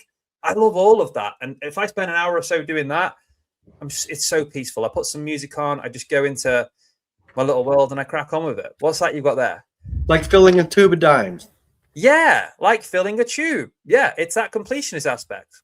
Yeah, I get it. And I have cards. Don't get me wrong. But I'm looking to get out of cards because all the cards can be worth to me if something does happen is Firestarter. So card's not going to help. A card's not going to help rebuild financial situations. So keeping it for that purpose would be great. But at the end of the day, if you got to cut bait and run, are you taking your Pokemon cards with you, Craven? What, life or death? No. Right? I mean, look, the problem with that though is that it's not life or death for me. If somebody robbed me now, they're not going to be able to. You know, I haven't got that much value in it. Some people have gone crazy and done it for years. Have hundreds of thousands worth of Pokemon cards, the original base set from 1999 or whenever it was. That, you know, they one of the boxes, the original box is sealed, is like 30-40 grand. Certain cards in that set sell for thousands. If they have all of those, maybe you would try and get that before running away. I don't know, You got to have a buyer for it. Okay, at the end of the day, I can always find somebody to sell my silver coin to. Okay, it's going to be hard to find somebody to sell my stage 1 Charizard that's a PSA 10. You know what I mean? So if there's a grid down situation, do you think somebody's going to accept that as currency? Possibly. It depends. Like if you walked up to somebody tomorrow, somebody on the street, and said, "Do you know what an ounce of silver is?" They'll say yes. If you say, "Do you know what a Charizard PSA 10 is?" They'll be like, "What the fuck's a Charizard?" Excuse my language. So that's how I look at that, anyways. But yeah, flavor it up. You need to add extra things to your stack. If you're picking up a hobby, that's awesome. I don't mind hobbies. I have a few of them. I gold pan. I metal detect. I'd like to start rock hounding with my daughter, who knows a lot about rocks that I don't know about. So there's ultimate things that I can do as, to pick up hobbies. But let me ask you, can I piggyback off that, Craven? Let me ask you a question. Do you have any graded coins? Have you ever sent any coins off for grading? No, I've never sent any off for grading. No. Okay. I did once own a MS64 or 5 piece dollar, but I won it in a free whatnot giveaway, and I ended up selling it. I didn't keep it because I just wanted the cash. Wasn't my thing at the time. So essentially, I'm just playing devil's advocate here, right? So if you've never sent a coin in for grading, why would you send a card in for grading? That's very, very. The way you've worded that is very, very good. I don't know. I feel like there's a bigger upside if you're confident on a specific, rare, valuable Pokemon card. If it gets a 10 from PSA, I believe the profit increase potential is bigger than what it may be on certain coins, or at least a coin that realistically I'm going to own. Understood. And I'm right there with you, right? So a Gem Mint 10 is going to get you more than a coin could potentially, right? But if you're sending it in for grading, you're still paying for the grading. What if it comes back at an 8, which only gives you $5 more than what the actual base card was worth, right? So, you always have that gamble, especially for somebody who doesn't grade cards, right? So you're not hip on grading cards.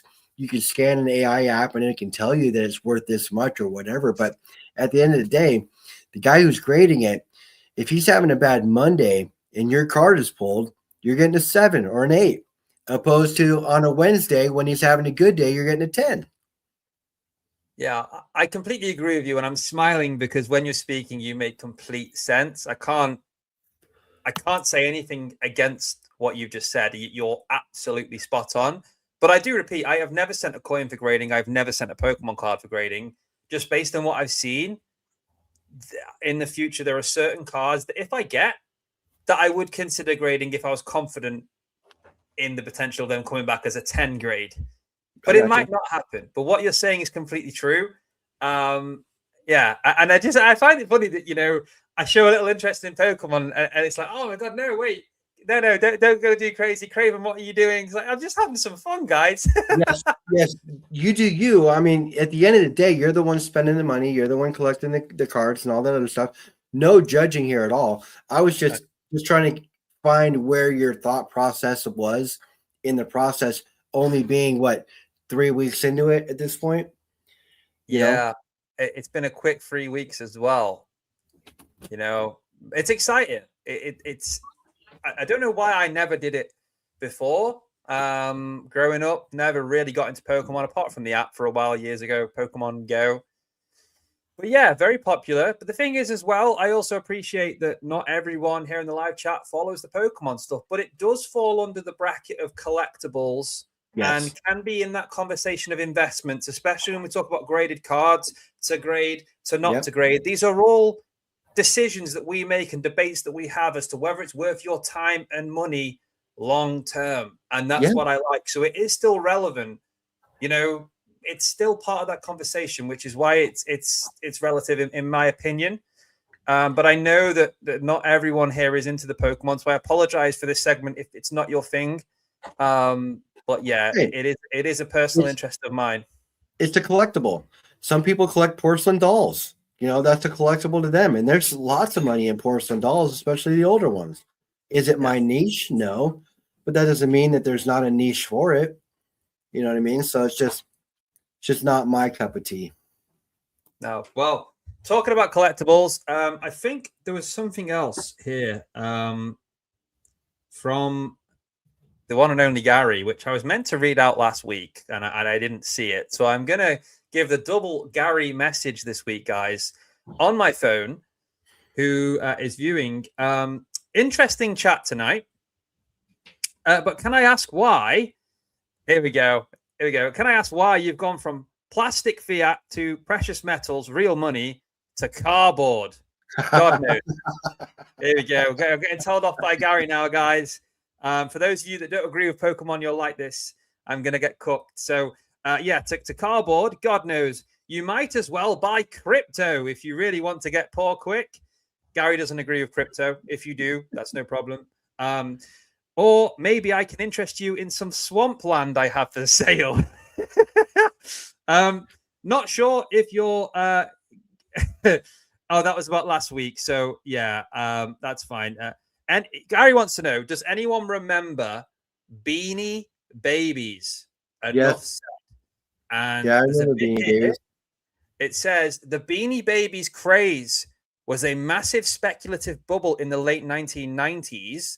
Millions of people collected these plush, pellet-filled toys, not just as playthings, but as investments. This artificial frenzy was driven by manufacturer TY Incorporated, which purposely created a sense of scarcity by retiring specific designs. Does sound very similar. Always makes a good point. I don't personally remember Beanie Babies because I was only a baby, but thank you, Gary. Well, I remember the craze. Yeah, I'm sure the next time I will speak to Gary, he will have a word with me about this bloody Pokemon that I'm doing or something like that. But yeah. Beanie Babies were very popular for a number of years. I never got into it. People were paying very, very high dollar for certain stuffed animals with a TY tag on them. So it was a craze at the time, but like for somebody who was collecting those Beanie Babies then, paying all the prices they're paying now, what are your Beanie Babies worth? I would have rather had stacked Cabbage Patch dolls over Beanie Babies because I know those were sticking through the test of time. But people jumped on it, and hopefully they didn't lose their skins while they were doing it. So I look at it.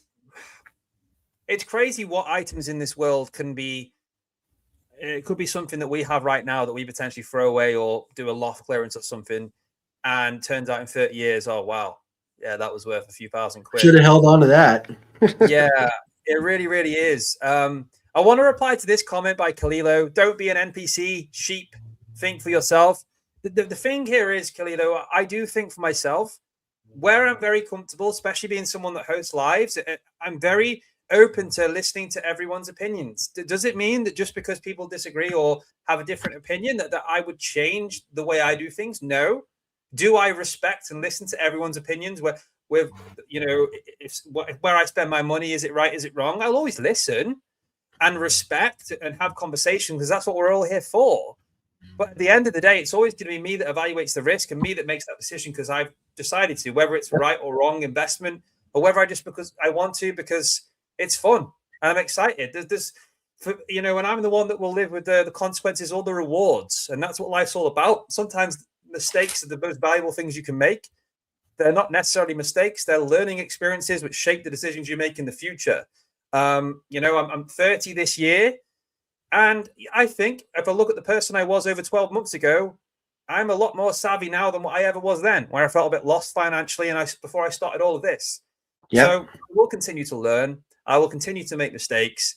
I'll continue to have fun. And I will share that with all of you. Whether I'm right or wrong, we'll have to see. You guys let me know your thoughts. But I'm very open to being wrong or called wrong or disagreed with. I have really no issue. I don't take offense if someone doesn't agree with where I spend my money. I really don't. Hey, I will tell people all day long not to buy your metals on Whatnot, especially the way I do it. Okay. I join games. I don't do auctions. So normally I can spend 3 or 4 times and get a Buffalo nickel before I hit something. I can tell people that I've spent $15 on a Buffalo nickel before. Would I do that in my right mind anywhere else? No. No. But at the end of the day, I got an 85% win ratio. I always get the prize that I'm looking for, and I'm up. So I can't guarantee that with other people. But what I can guarantee you is that if you are not disciplined, you will lose your paycheck. You will lose your rent. You will burn through your savings chasing something that you might not get at the end of the day. So just be responsible. It is your money at the end of the day. Nobody can tell you how to spend it. Okay. Yeah. You're the one that has to live with the consequences. That's perfectly put. And more than anything, whether or not you're maximizing and optimizing is probably a better word. Every purchase that you make that's an investment, what's even more important than that is managing your money. And why I say that is because you have to work out what your incomings and outgoings are and your savings set aside for life emergencies. Yep. And then have an amount that you know is your budget. You do not spend more than that each month. That's where discipline comes in, and why I've learned that, and you just saying that I completely agree with, because whether you're making the best value purchase or not, if you're sticking within your budget and staying consistent over a long period of time, guess what? That stuff builds up. If you're going above that budget because you want it now and the sales and the hype of something make you spend 3-4 times as much, guess what? You go in too deep, and in 3-4 months' time, you sell what you've got. So then you've got nothing. Would you rather have something that you paid 25% extra for and you've got loads of them over time and it's gone up, or nothing because in 6 months you had to sell it because you spent too much? That's something that people don't talk about. Yeah, I talk about staying within a budget all the time. The whole purpose of stacking is to not have to sell it back. Now, I say in all of my live streams on a regular, you guys, my stack is my savings. I successfully saved through stacking. It says it right on my channel. That's my whole goal. That's my whole purpose of what I'm trying to do, is show you guys there's other ways to save other than traditional methods. So this is my savings account. Do I have to dip into it? Yeah, it's my savings account. Okay, I have to dip into savings sometimes, but I fight with every tooth and nail not to have to sell any bit of silver or gold that I have. Okay, and it pains me to have to do it, but at the end of the day, it's my savings account. I'm such a horrible saver, Craven, that if this money was supposed to be in my savings, it wouldn't be there. It'd be gone. I'd have found some stupid reason to spend it. Yeah, and I think a lot of us can probably relate to that. And I respect it. And I think it something I like to say is take care of your stack and your stack will take care of you. Yes, we try everything to avoid cashing in, liquidating some of our stack. But guess what? If you really need to, you've done the hard work. You can sell a few ounces to pay for a bill or something. If you have no money, it's better than getting a loan from the bank. Getting yourself in debt. It's why it's there. You've done the hard work to prepare, so it's there. Yeah. So I'm not against. I've had to sell parts of my stack at different points. I've then gone and got them back. No issue. I try not to. Does it suck when you sell something? Yes. Do I have pieces in my stack that I have an emotional attachment to? Yes. Should I have an emotional attachment to precious metals? No, but I do. Do you know what I mean by that? 100%. 100%. I have stuff that I call deep stack that I will sell at the last minute if I have to. The absolute last thing. I'll be carrying it around with me, sleeping in a ditch somewhere, still having that ounce of silver or that 10-ounce bar or whatever the case. I'll be that guy and I will fight it until I have to sell it. But I do have pieces like that as well. And LM does make a good point. One man's trash is another man's treasure. Yeah. And just on the Pokemon stuff, Nerd UK, big Pokemon investor collector who's been doing it since it came out. The big difference is Pokemon is a game that kids still play now 30 years on. So in 20 years, they will still have the same love as we do. Yes, but the game has evolved. The game has evolved. Tell me how many people actually play with their Pokemon cards? Play the game. You mean the actual game rather than buying them just to collect or sell? Yeah. I don't know, but yeah, probably less than what people think. I've actually played the game with my daughters. It's an actual game. It's like Wizards of the Coast or Magic the Gathering or anything else. You have water energy, which is just like your mana cards for all the other ones. So it's all played very similar to each other. They're all built off the same similar platform. But too many people collect the cards, but have you actually ever played the game? You Well, know? I haven't, but once again, I haven't been doing it long, so I have never, you know, I've never been anywhere where that was even a chance. But it's reassuring to know that there is a use for all those energies I've got stacked up. And I've got loads of some them. of those can be collector cards. I mean, you got collector trainer cards that are bomb out there. I have a few of them myself, that are high value trainer cards, but I'm looking to offload my Pokemon cards and put them into metals. I did some of that last year. Sold a high value Pikachu, $65 raw coin. I sold for an ounce of silver and a dime. I took that all day long. Sure. You want to take my cardboard? I will take your metal. And I get it. I do. I totally get it. Intrinsically, the metal's worth more. Subjectively, to some people, the right buyer, the cardboard or the Pokemon card, the Pikachu, could be worth more to someone else. And there's a comment here which is so relevant. I'll go back to it, which is from I'm bringing silver back. One man's trash is another man's treasure. If you find the right buyer for a certain thing, value is subjective to them and what you agree, and that's fine. And a comment I want to bring up, and I really like this, and this is kind of what I was trying to say before. Sometimes you don't need to justify things. No, We're in a community which I love. This community, everyone has their opinions, and I welcome that here on a Sunday. I'm not against people disagreeing. That's healthy. That's why I said I don't get offended if people disagree. Talk to me. Let's have a conversation like adults. It's great. We can share knowledge. We can share our opinions. That's where people understand people's different perspectives, people's circumstances, why people think differently. Not one way is the right way for everyone. true. You don't need to justify everything. You don't. People make their decisions because it's right for them, and that's cool. That's absolutely fine. Humble, I think it's time I asked you a question. I'm gonna throw it at you. Okay. Question is, imagine you are 90 years old and you're looking back at your life. What do you want to be remembered for? Or what do you hope people remember you for?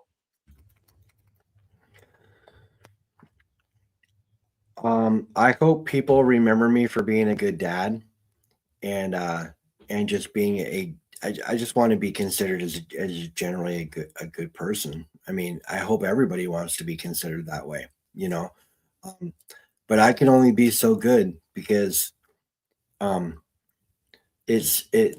good person or a good leader makes other people around him good as well. And so that's what I try. That's what I strive for. That's powerful. And something that you always show through the majority of your answers and just how you present yourself. Something I really respect is you're quite selfless, mate. You put others before yourself. You think about the bigger picture. You're a really real sort of staple of the community. And you're always thinking about everyone rather than just yourself. I think that's shown in a lot of your answers tonight. So well said. Good answer. And I like that. Okay, my turn. Yeah, go on. What you got? How tall are you?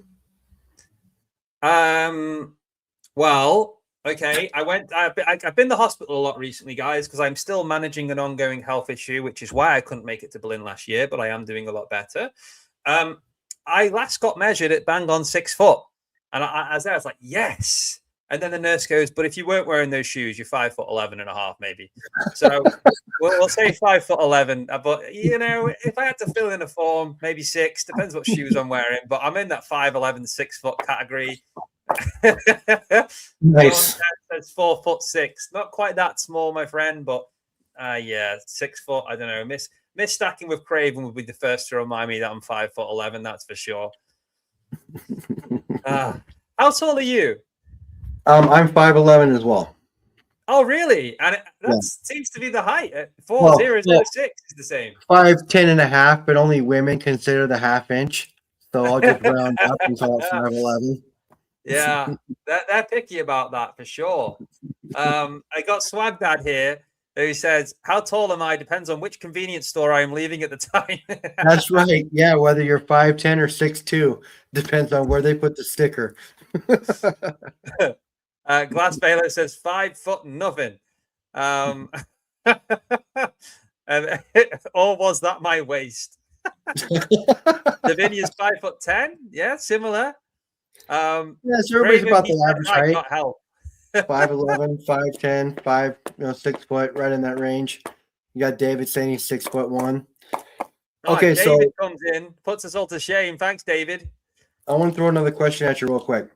So you recently got a channel, you got a tattoo that was decided on what the tattoo was going to be because you got to a certain amount of subscribers by the end of the year last year, correct? And we see that. It's an awesome sword, by the way. Is that your only tattoo? I wasn't sure where you were going with that. That's a great question. It is my only tattoo. It was my first tattoo. So yeah, that was the first tattoo I ever got. And I'm guessing you're wondering, am I going to get more? Tattoos are addictive. So yes, that was the next question. Are you going to get Yeah, another one? kind of like Pokemon. I've got the bug. I've got the bug, guys. But I'm not going to rush it because I really do want to get any tattoo that I get. I want it to have meaning, and I want to be really happy with it. I am gonna. My next tattoo will probably be one on my wrist there at the bottom of the blade. This is Narsil from Lord of the Rings. Beautiful blade with the Elvish writing inscripted down the center of the blade. I know the angle's not good, guys.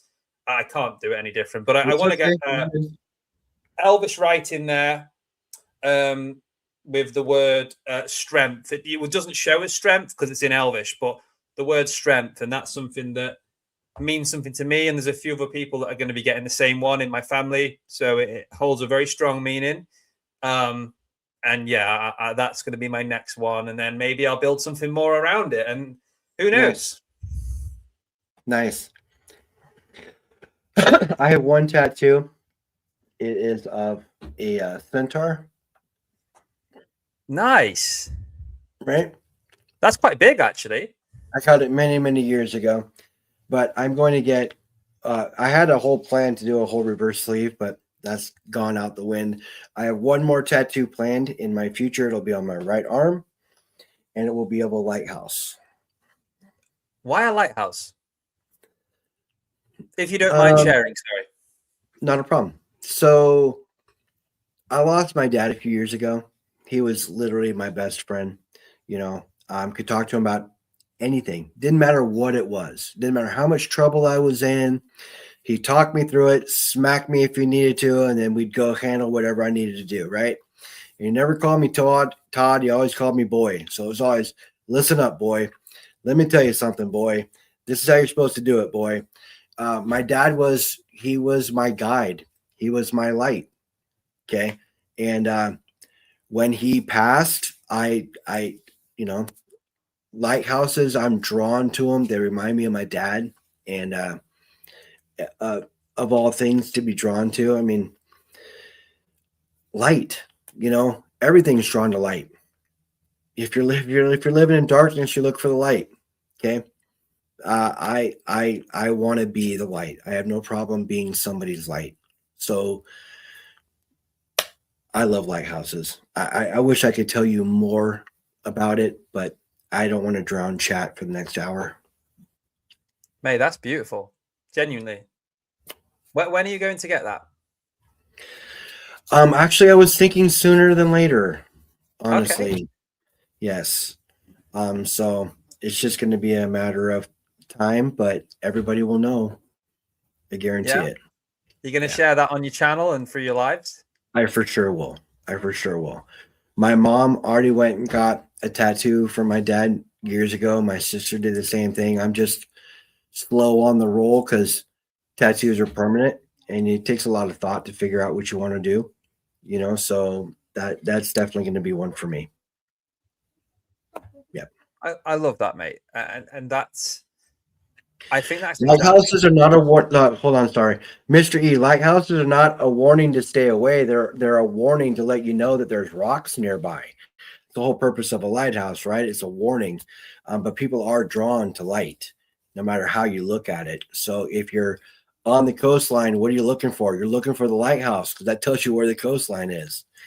So you're always looking for the light, whether it has trouble involved in it or not when it comes to rocks. But it's the purpose of a lighthouse, in my opinion. I love the deep meaning behind it, is I guess what I wanted to say to you. I Sorry, also really respect you for opening up as to the reasons why. And like I said, the same goal for me, to get something on your body forever, really important to me personally, that it has a strong meaning. And what you just explained there, yeah, it's beautiful, mate. So I look forward to seeing that. I think it'll be really, really nice. Have you got a design for it yet? A specific design of a lighthouse, or is you working on that? Not one specifically, but I do have quite a few different examples of what I would like to go with. So it will be it will definitely be meaningful. It won't be over the edge. It'll be very humble as well, because that's I don't need anything extravagant. I don't need anything flashy. It'll probably be about half the size of this one, and I'll probably say something about my dad. Like have a lighthouse and my dad's name on it and always be my light. Something like that is what I'm looking for. Yeah, that's really nice, mate. I do look forward to seeing that when that happens, maybe sooner rather than later. We're here having this sentimental chat, and we've got bloody Nerd UK who says, I've got a W on each bum cheek. It says wow when I bend over. Nerd. Honestly. That's funny, bro. Good grief. But yeah, you guys. I'm gonna pause the chat there. So I'd like to, before the end, Humble, I'd like to just let the live chat ask anything, unless you have any questions for me. Before we move to that, let's go. Let's go. Yeah, before we move to that, guys, I just want to make a little announcement. I won't keep it too long. For anyone out there that enjoys football or just a general punt for fun, I have a dedicated Discord server that I've created, and I host football competitions in there, football-based competitions. Every year for years now, I've run fantasy football leagues. They're so much fun. And last year, the prizes were paid out in precious metals. The winner got a 1 gram gold bar and a custom 1 ounce silver round, which was done by Liquid Metals. It was amazing.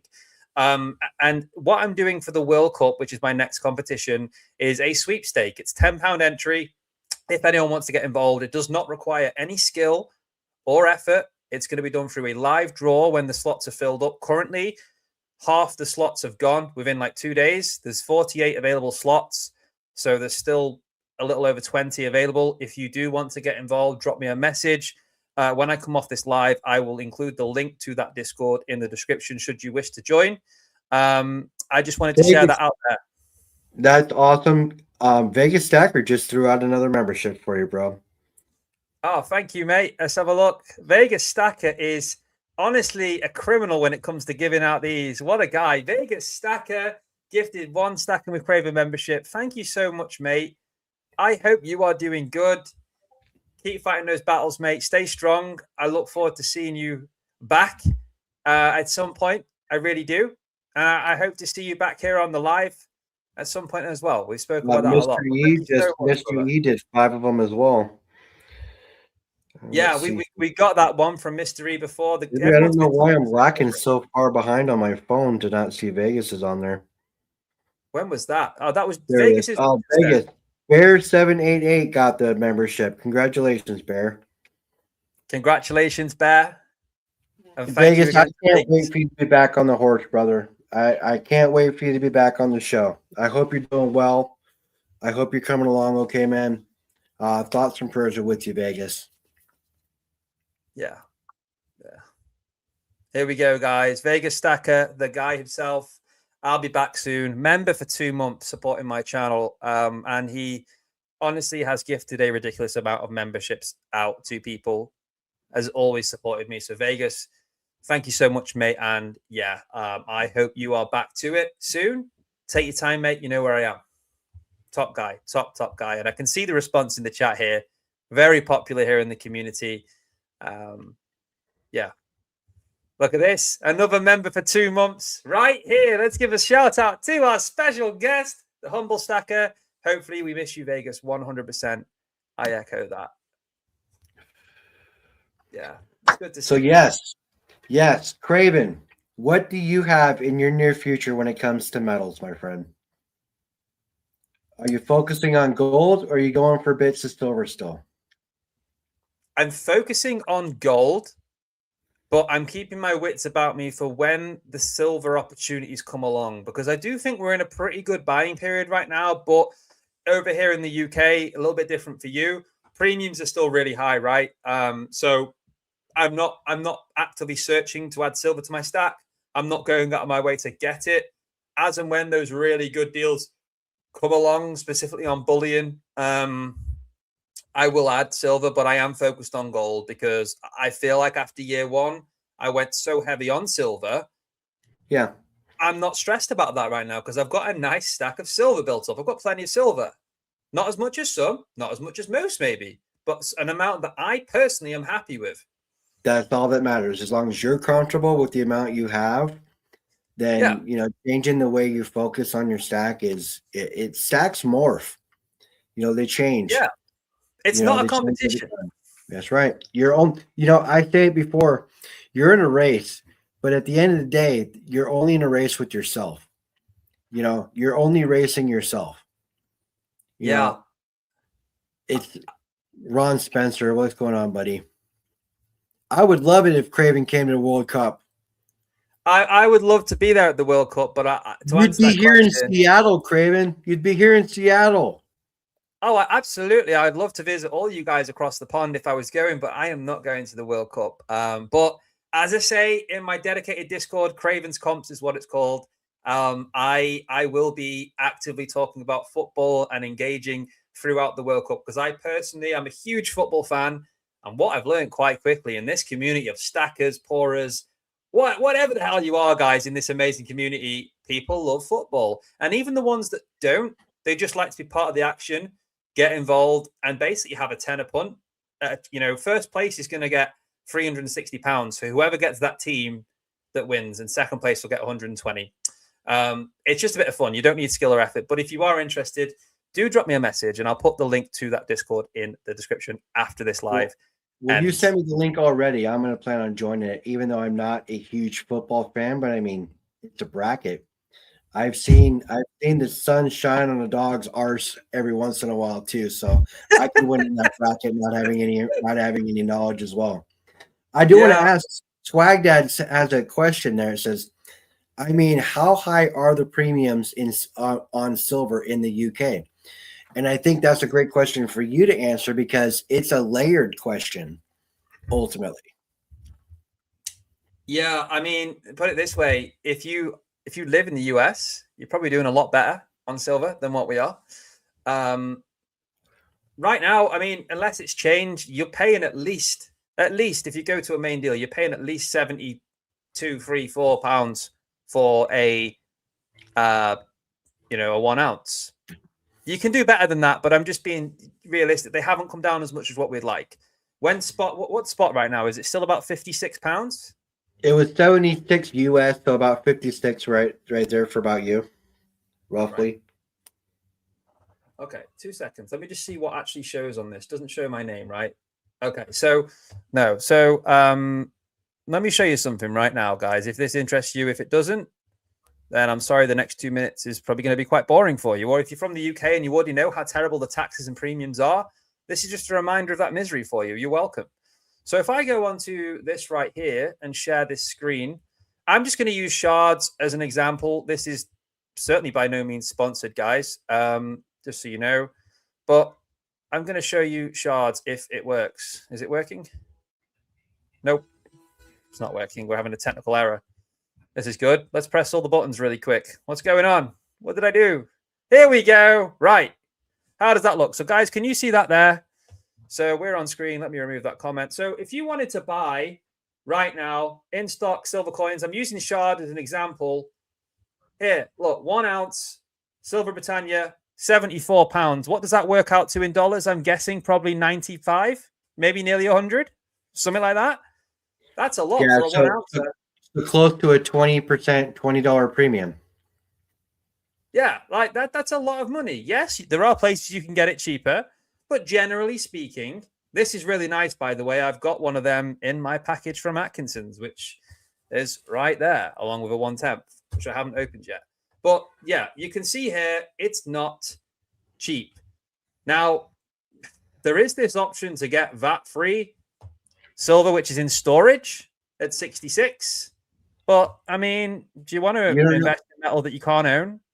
Yeah, I don't give people my money and hope that they have my metal set aside. Yeah.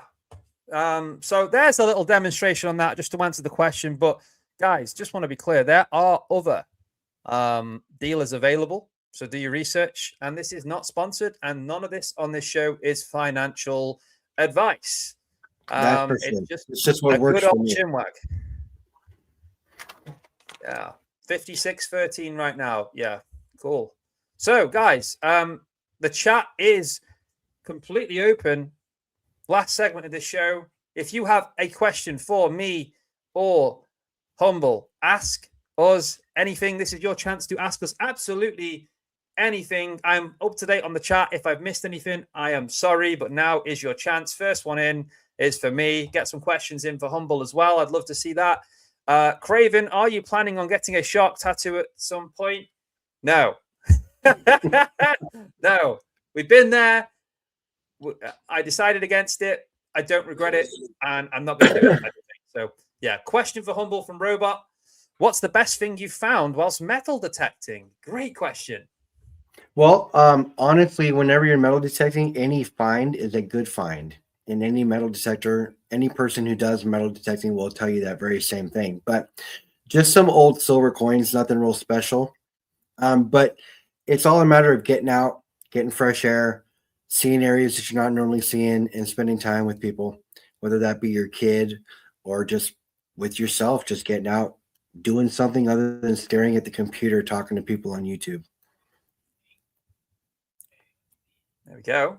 Good now, answer. I love staring at people and talking to them on YouTube. Don't get me wrong, because that's what they do. But getting out, just get outside. Get out from behind the computer, the tablet, the phone for a minute. Go get some fresh air for an hour and a half. That will be a payoff in itself. I guarantee it. I find going even for a short walk and some fresh air really beneficial, not just physically, but mentally. It really helps you think about stuff, It's really, really good. So, yeah, well said, mate. You're full of wisdom. You really are. Got John Clayton saying no, a big spider. I don't think I'll be getting a spider tattoo either, guys. That can't see it. No sharks, no spiders, but Lord of the Rings, highly likely. Davinia Robbins says, what is your favorite sweet/chocolate? Have you got one, Humble? Yes, actually. I am a huge chocolate cream pie fan. Yeah, I love me a good chocolate cream pie. I like making chocolate cream pie. But look at me. I'm not afraid of food and sweets in particular. So what exactly is a chocolate cream pie? Sorry. So it is a graham crust with a chocolate custard, like a pudding on the inside, right, for the filling, and it has whipped cream over the top, and it has shaved chocolate over the top of it as well. Would be a good one. Drizzled chocolate works sometimes too, but I think shaved chocolate works best. Nice. That sounds really, really good. It is. I'm not huge on chocolate. I do like it in desserts, but I don't tend to eat much chocolate as like a bar. I don't really eat much sweets anymore, but if I was to have some, I quite like the sour ones.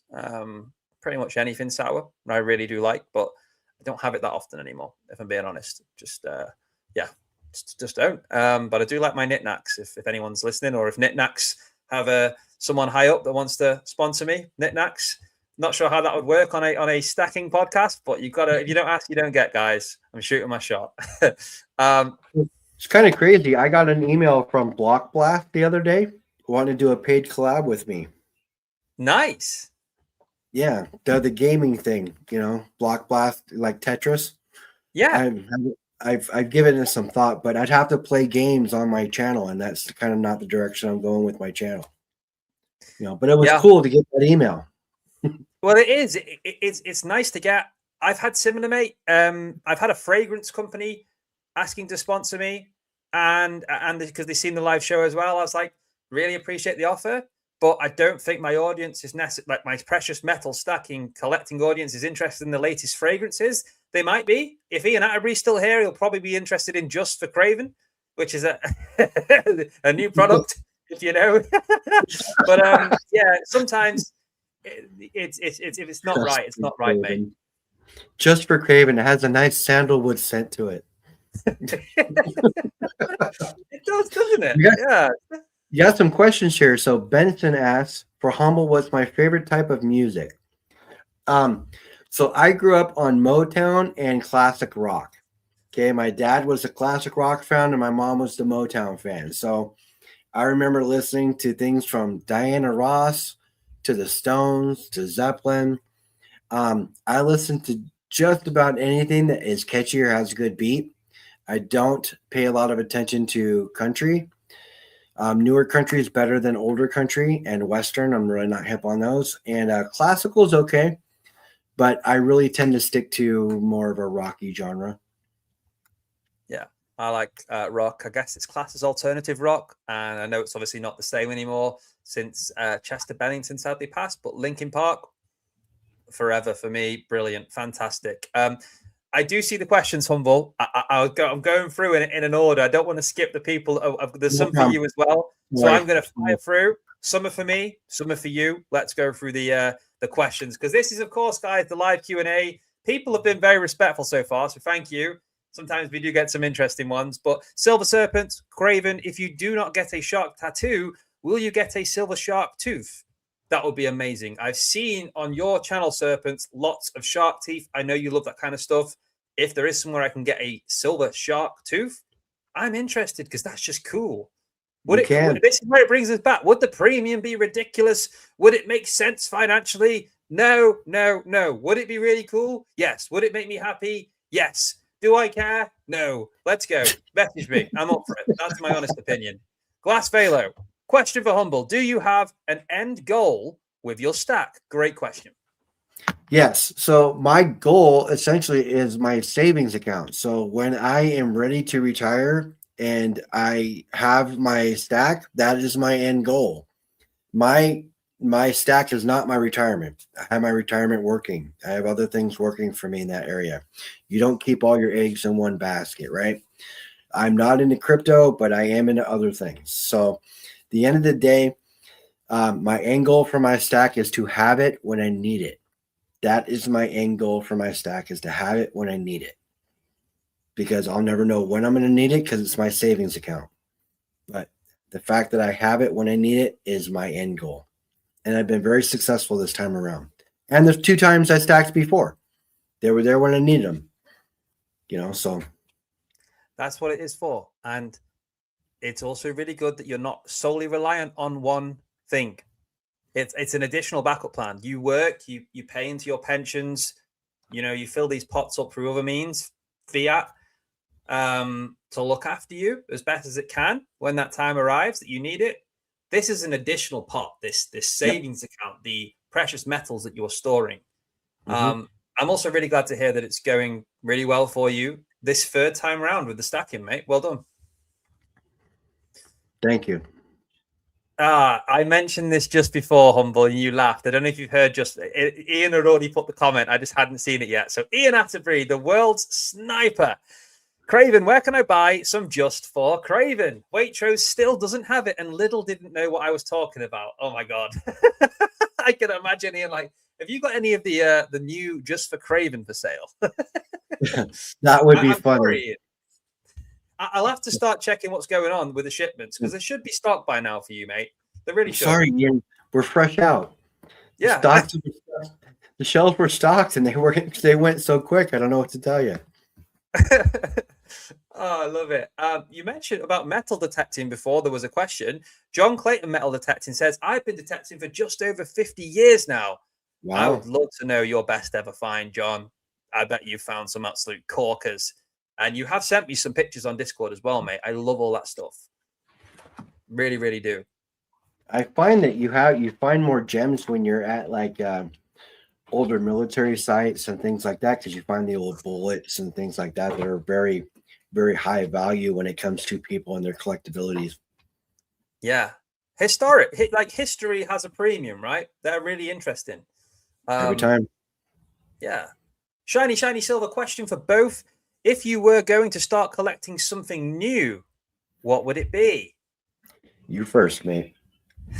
I was going to say you first. Well, I got asked. The funny thing is, I got asked that question. It might have even been by Shiny a few weeks back or a couple of months back, and I actually said Pokemon. So I have gone and done that. I've sort of talked the talk and walked the walk there. I put my money where my mouth is. If now that's something I already do collect and something new now. Oh, that's tough. I mean, after this conversation this evening, maybe tin food in case it's a grid down situation. It might not be a bad idea to start adding a little bit of that here and there. I love spam, so I bought 3 cans of spam yesterday too, or 2 cans. You know, you can never have enough of it, especially if you like it. It Tuna, keeps spam, beans, all that goodness in a tin that lasts for like 6-7 years. To be honest, platinum is an answer. You know, why not? Maybe on a very fractional side, it's very expensive. There's really high premiums on it. I know that for sure. I don't know how much. I've never bought any, but I know it's expensive. But probably something like that. What about you? Your turn, mate. You made me go first, so it's your turn. Platinum is a good spot for me too. I think platinum's a good focal area, especially when it comes to fractional platinum because of how expensive it is. To piggyback off of what you said, you know, a chocolate cream pie is not a euphemism. But to keep adding, you know, platinum would be a good area. It does carry the premium and it's harder to get, you know, so that would definitely be a sought out one for me, I think, as well. Start focusing a little more on platinum. I want to get more representation in the stack. Yeah, that's a good answer. Imagine a Megalodon silver tooth. Yeah, that would be really, really, really cool. That'd be a 20-ounce or a 30-ounce piece of metal right there. 1 kilo Megalodon tooth. Imagine. Do it. If you're going to do it right. This is a good question. Do you have a favorite film that you've watched many times? That's easy from my point of view. Just look at my tattoo.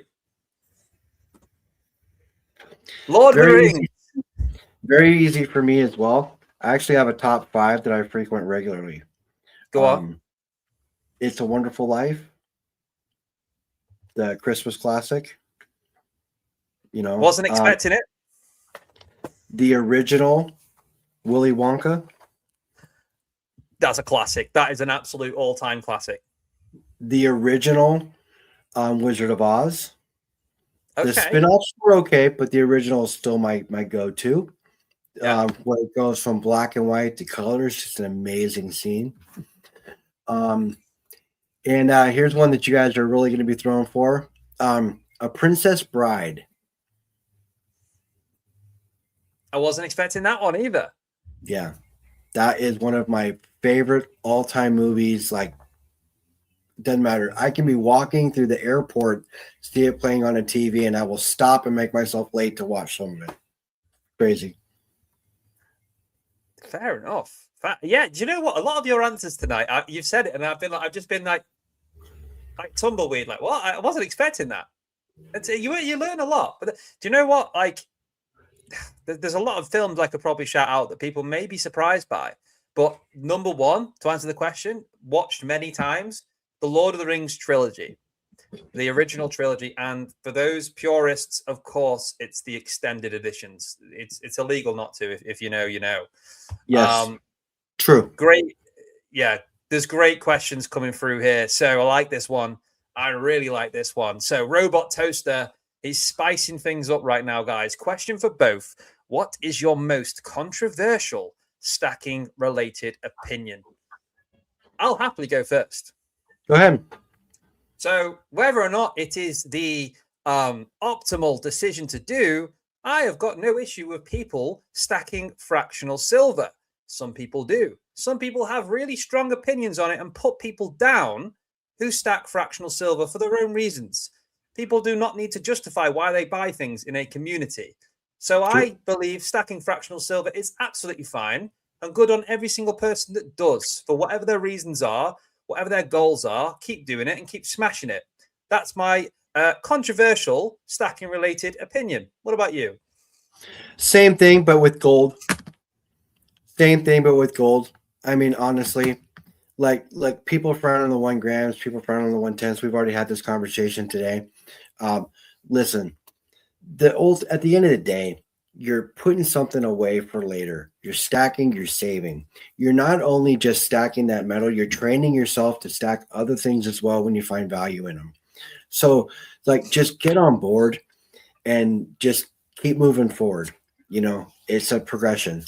But if I were to say an even more controversial one is stacking copper. Yeah, just no point. Yeah, but the key word there being stacking it, investing in it. You're stacking it to invest. Yeah. What are you actually paying, and what is it worth right now?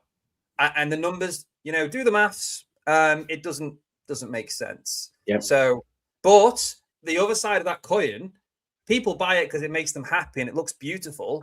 And it's a win-win because it ticks those boxes. It arguably, some of the designs, it's the nicest metal for certain designs to look at. There's an argument for that. No question or debate there. They make more beautiful copper rounds than they do silver pieces or gold. It's the way it is. Yeah. Love these questions, guys. And like I say, I mean what I say, and Humble's proven this as well. You can ask us anything. I'm not, I speak freely. I speak honestly, whether my opinions are agreed with or not. I'm giving you the real honest answers to your questions. So feel free to ask the real questions. And I want to quickly ask before I go any further, just purely out of respect, the time is flying by, Humble, because this has just been a fantastic conversation. So I want to ask, are you looking to wrap this up, or have you got 5-10 more? I got about 5 to 10 more minutes, and I'm going to have to scoot because I got a prior engagement at 2. Yeah, no, spot on. That's why I asked. So we're going to do a couple more questions, and then we're going to wrap this up. But yeah, thank you so much for staying for the length of time that you have. No, I didn't even look at the time. And then I just looked at it and thought, have we really been going for 2.5 hours? It's amazing that when you have somebody that you can just have a conversation with, how the time flies and you're not constantly looking at it, waiting for the time to go by. And I found that every time I'm on your channel with you, with your chat, it's that way. Very easy to let the time just fly. And you're always welcome on, mate. You really, really are. So Silver Serpent said you can get a poured silver shark tooth from FG Stacker. I've seen FG Stacker's work across the pond. It looks fantastic. I've heard so many people talk about it, recommend it, that I think that's somewhere I need to have a look and have a conversation with FG. I am subscribed to his channel. He does fantastic work. Yes, he does. I have a lot of FG pours. Yeah. Right. Let's pick last few questions. And I repeat, guys, we've been going for 2.5 hours. The time has absolutely flied. It's always a pleasure to have Humble on. Please do, if you haven't already, check out his YouTube channel. The link's in the description. We've been here 2.5 hours. I didn't realize how long we've been going. There's 40 of you still tuned in watching live. That is amazing. Thank you so much. If you are enjoying this chat, or you found something within this conversation that resonates with you, and maybe you'd like to come back and see more every single Sunday, 7 p.m. UK time, please do hit the like button. It's free and shows me you enjoy the show. And if you haven't already, last plug, guys, subscribe to the channel. It really does help. So last few questions. Who are we going to pick? And these will all be for Humble. Here you go, mate. What's your favorite flower? My favorite flower? Yeah. Cannabis. There we go. Cannabis. I love that answer. Yeah. It's a plant, isn't it? So I guess it's a flower. It's a plant. It flowers. It counts. It flowers, and that's it. But if I were to go non-cannabis, I would have to say I like lilies. Lilies are beautiful. Lilies are my mother's favorite flower. So that's a great answer. David says that's a weed, not a flower. Okay, David, that's fine. Not lily out of me, okay? It is technically a weed, but I mean, you know, the name speaks for itself. I'm trying to find more questions, but everyone was really interested in your top 5 films. So I'm going through the questions really quick. Guys, last couple of questions. Right. I'm bringing silver back. Craven, what's your bank account details? That sounds like the wrong thing to ask on a live. No, it's the wrong thing to say on a live. Yeah. Not the wrong thing to ask. Just give it in the information. That would be wrong. I'm bringing back silver back. I'm guessing that's about the sweepstake I'm running, mate. Drop me a message on Discord. I'll sort that with you. Once again, guys, I'll put a link into my Discord. Oh, I'm sorry, Davina. I didn't mean to mistake that. I'm very sorry. Chat was flying by, so my bad. I was not meaning to call you David when it was Davina. I wasn't trying to be disrespectful at all. And I didn't mean to cut you off, Craven, either. Sorry. Yeah. Now, it can happen when the chat's flying quickly. Yeah, Davinia, I always appreciate you being here and supporting the show. I guess that was a simple mistake. Thanks for pointing that out, Humble. But yeah, I'm bringing silver back. I will message you, mate. That's not a problem. Right. So, Robot Toaster, back at it again. Should we make this the last question, or have you got one more in you after this? We can do one more after this. Okay, let's go. Robot Toaster, question for both. What's the most difficult question anyone has ever asked you? These are the good questions. What I would want to be tomorrow if I develop a skill today. That's what I asked you earlier. Yes. That was probably one of the most difficult questions I've been asked. Because I had to actually think about it. The most difficult question I ever got asked was, have you ever graded a coin? So why are you thinking about grading Pokemon cards? I don't know. Jokes aside, I've been asked loads of things that's difficult. That would take some time for me to think about and give you a genuine answer. So I'm sorry, Robot. I can't justify that with a deserving answer of that great question within a short time space, because I need to wrap this one up for Humble. But yeah, great question. Maybe if you're here next week, ask that again towards the start, and we'll definitely cover that. That's brilliant. We have an exciting guest next week, guys, confirmed. So can't wait to announce that right at the end here. Last question. Who's it going to be? Last question. Bullion on a budget's got a pretty good one right at the end there. Let's go with that. Last question of the night. Bullion on a budget. Are local coin stores going to be irrelevant in the future with the advancement of AI, tech, and all the online buying and selling? That's all yours, mate. It's just a matter of time. Do you think they'll be irrelevant? I honestly think that the coin shop owner / bullion owner is, if you think about it, there's less and less coin shops out there. There used to be a coin shop within a stone's throw. Now you can't find them. There are more and more falling off. There's more and more coin collector groups falling off. So I think that is a valid point. So I think that, like Davina says, AI is coming for your jobs. It's coming for the brick and mortar guy too. You know, it's just a matter of time. Ultimately, it's going to be how long can they last? How long can they last? Don't be surprised if you have a couple of giants come to the top where other guys fall off. That's like economics 101, right? So think about it. It's bound to happen. That's how I look at it. It's an uncertain future. It's a future where there's a lot of things that worry me. And what can we do? Well, we can have these conversations and we can prepare the best that we think we can with what we know so far, what we've seen historically, and what we predict will happen in the future. Yeah, I have to say, the questions tonight have been fantastic.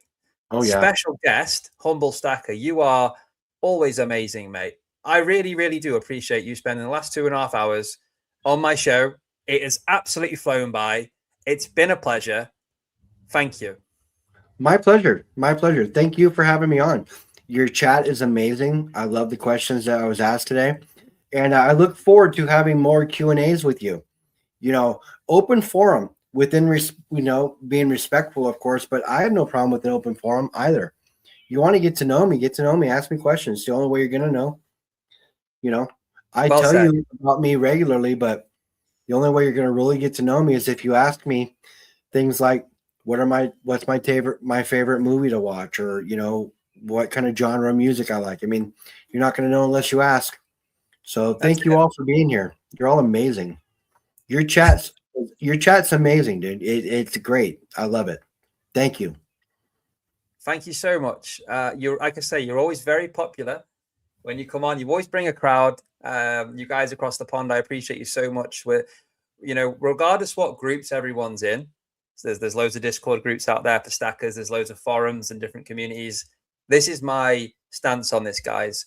We are all part of one community. We are all brought together by the love of shiny, collecting, all that good stuff that we join in. And it's our journeys that separate us. And on this podcast every week, I want to find out a little bit more behind the scenes about individuals' journeys. So I welcome any of you that would like to come on as a guest on my show. Drop me a message. Maybe we can make it happen.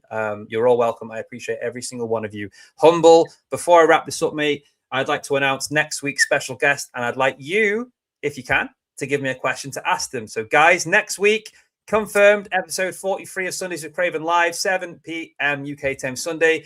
I'm going to be joined by no other than Stack Collector. He is going to be joining me live, just like this evening. We go live every week. We're going to have a good old chinwag.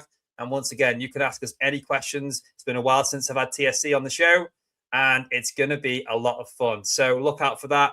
Same place, same time, every week. Subscribe if you haven't already. You don't want to miss that one. But Humble, do you have a question for Stack Collector? Yes. Does the Stack Collector have any crypto? Oh, I don't know. He certainly has numismatic pieces. We know that much. For sure. He is a collector. For sure. But does he have any crypto? Sorry, my dog made a weird noise there. I was wondering if he was okay. He's fine. He's just yawning. I will ask him, does he have any crypto? Great question. And thank you for a wonderful episode. Guys, I'm going to wrap this up now before I take too long of Humble's time. I've already had too much. I'm so selfish. Guys, thank you so much for watching. I really, really hope you enjoyed this as much as I did. I hope you enjoy the rest of your Sunday evening and you go and take some good momentum into next week. If you're working, if you're not working, if the weather's nice, if it's not, go and smash your goals. Have a great week, and I will see you here same time next week. I'll catch you in the next one. Goodbye. Thank you, everybody. Have a great day.